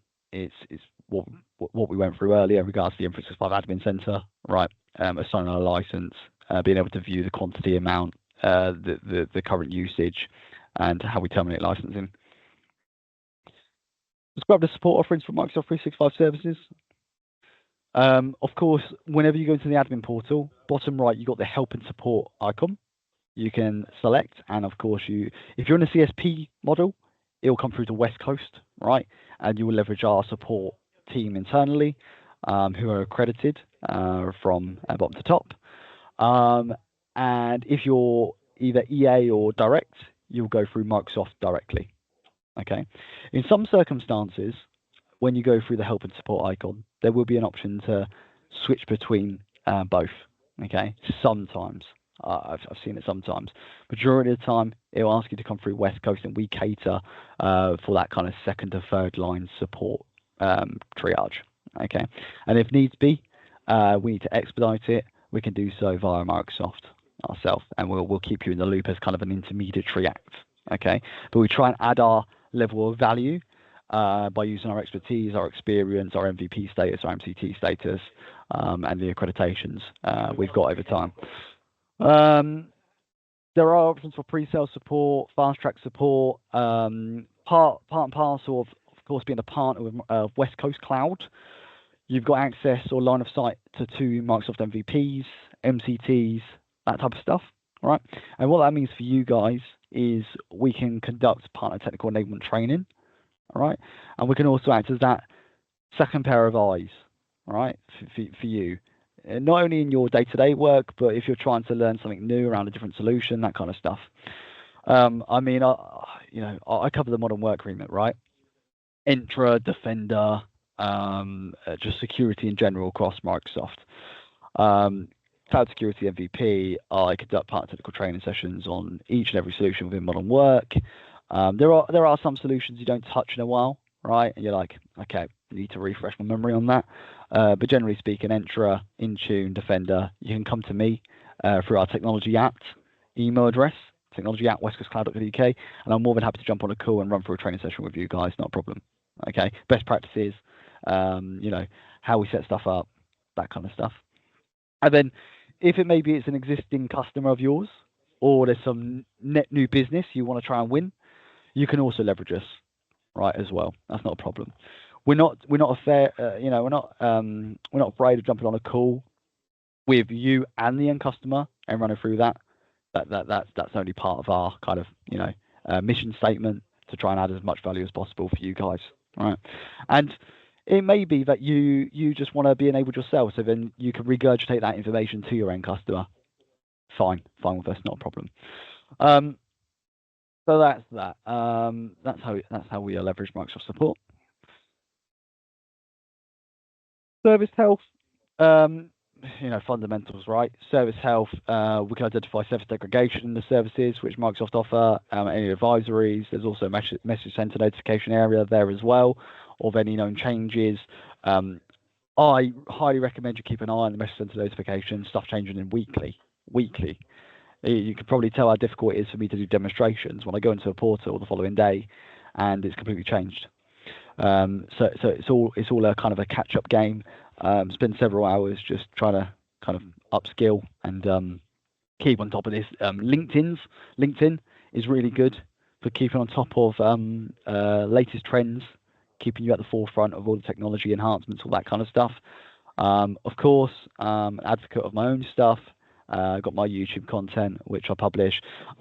Also sit side by side with Steve Miles, who, funny enough, was one of our test subjects in the sandbox instance today, where in which he's our CTO, sits on the technology arm with me. He's also a Microsoft MVP in Microsoft Azure and MCT, so we get access to the Microsoft official curriculum training content, which is some of the stuff you've seen today, right?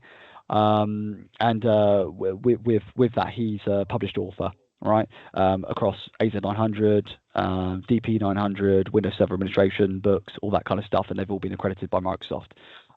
With that, we're able to provide the ebooks to you guys as well. So not only will I provide the slides for you at the end of this session, we'll also provide the ebook for the MS-900 and AZ-900 or any other exams you may want to take moving forward. So I think we're nearing the end. So what I'm going to do is just pull up one more thing. Bear with me.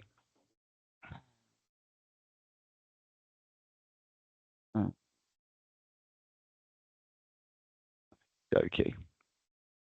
So quick plug from my side.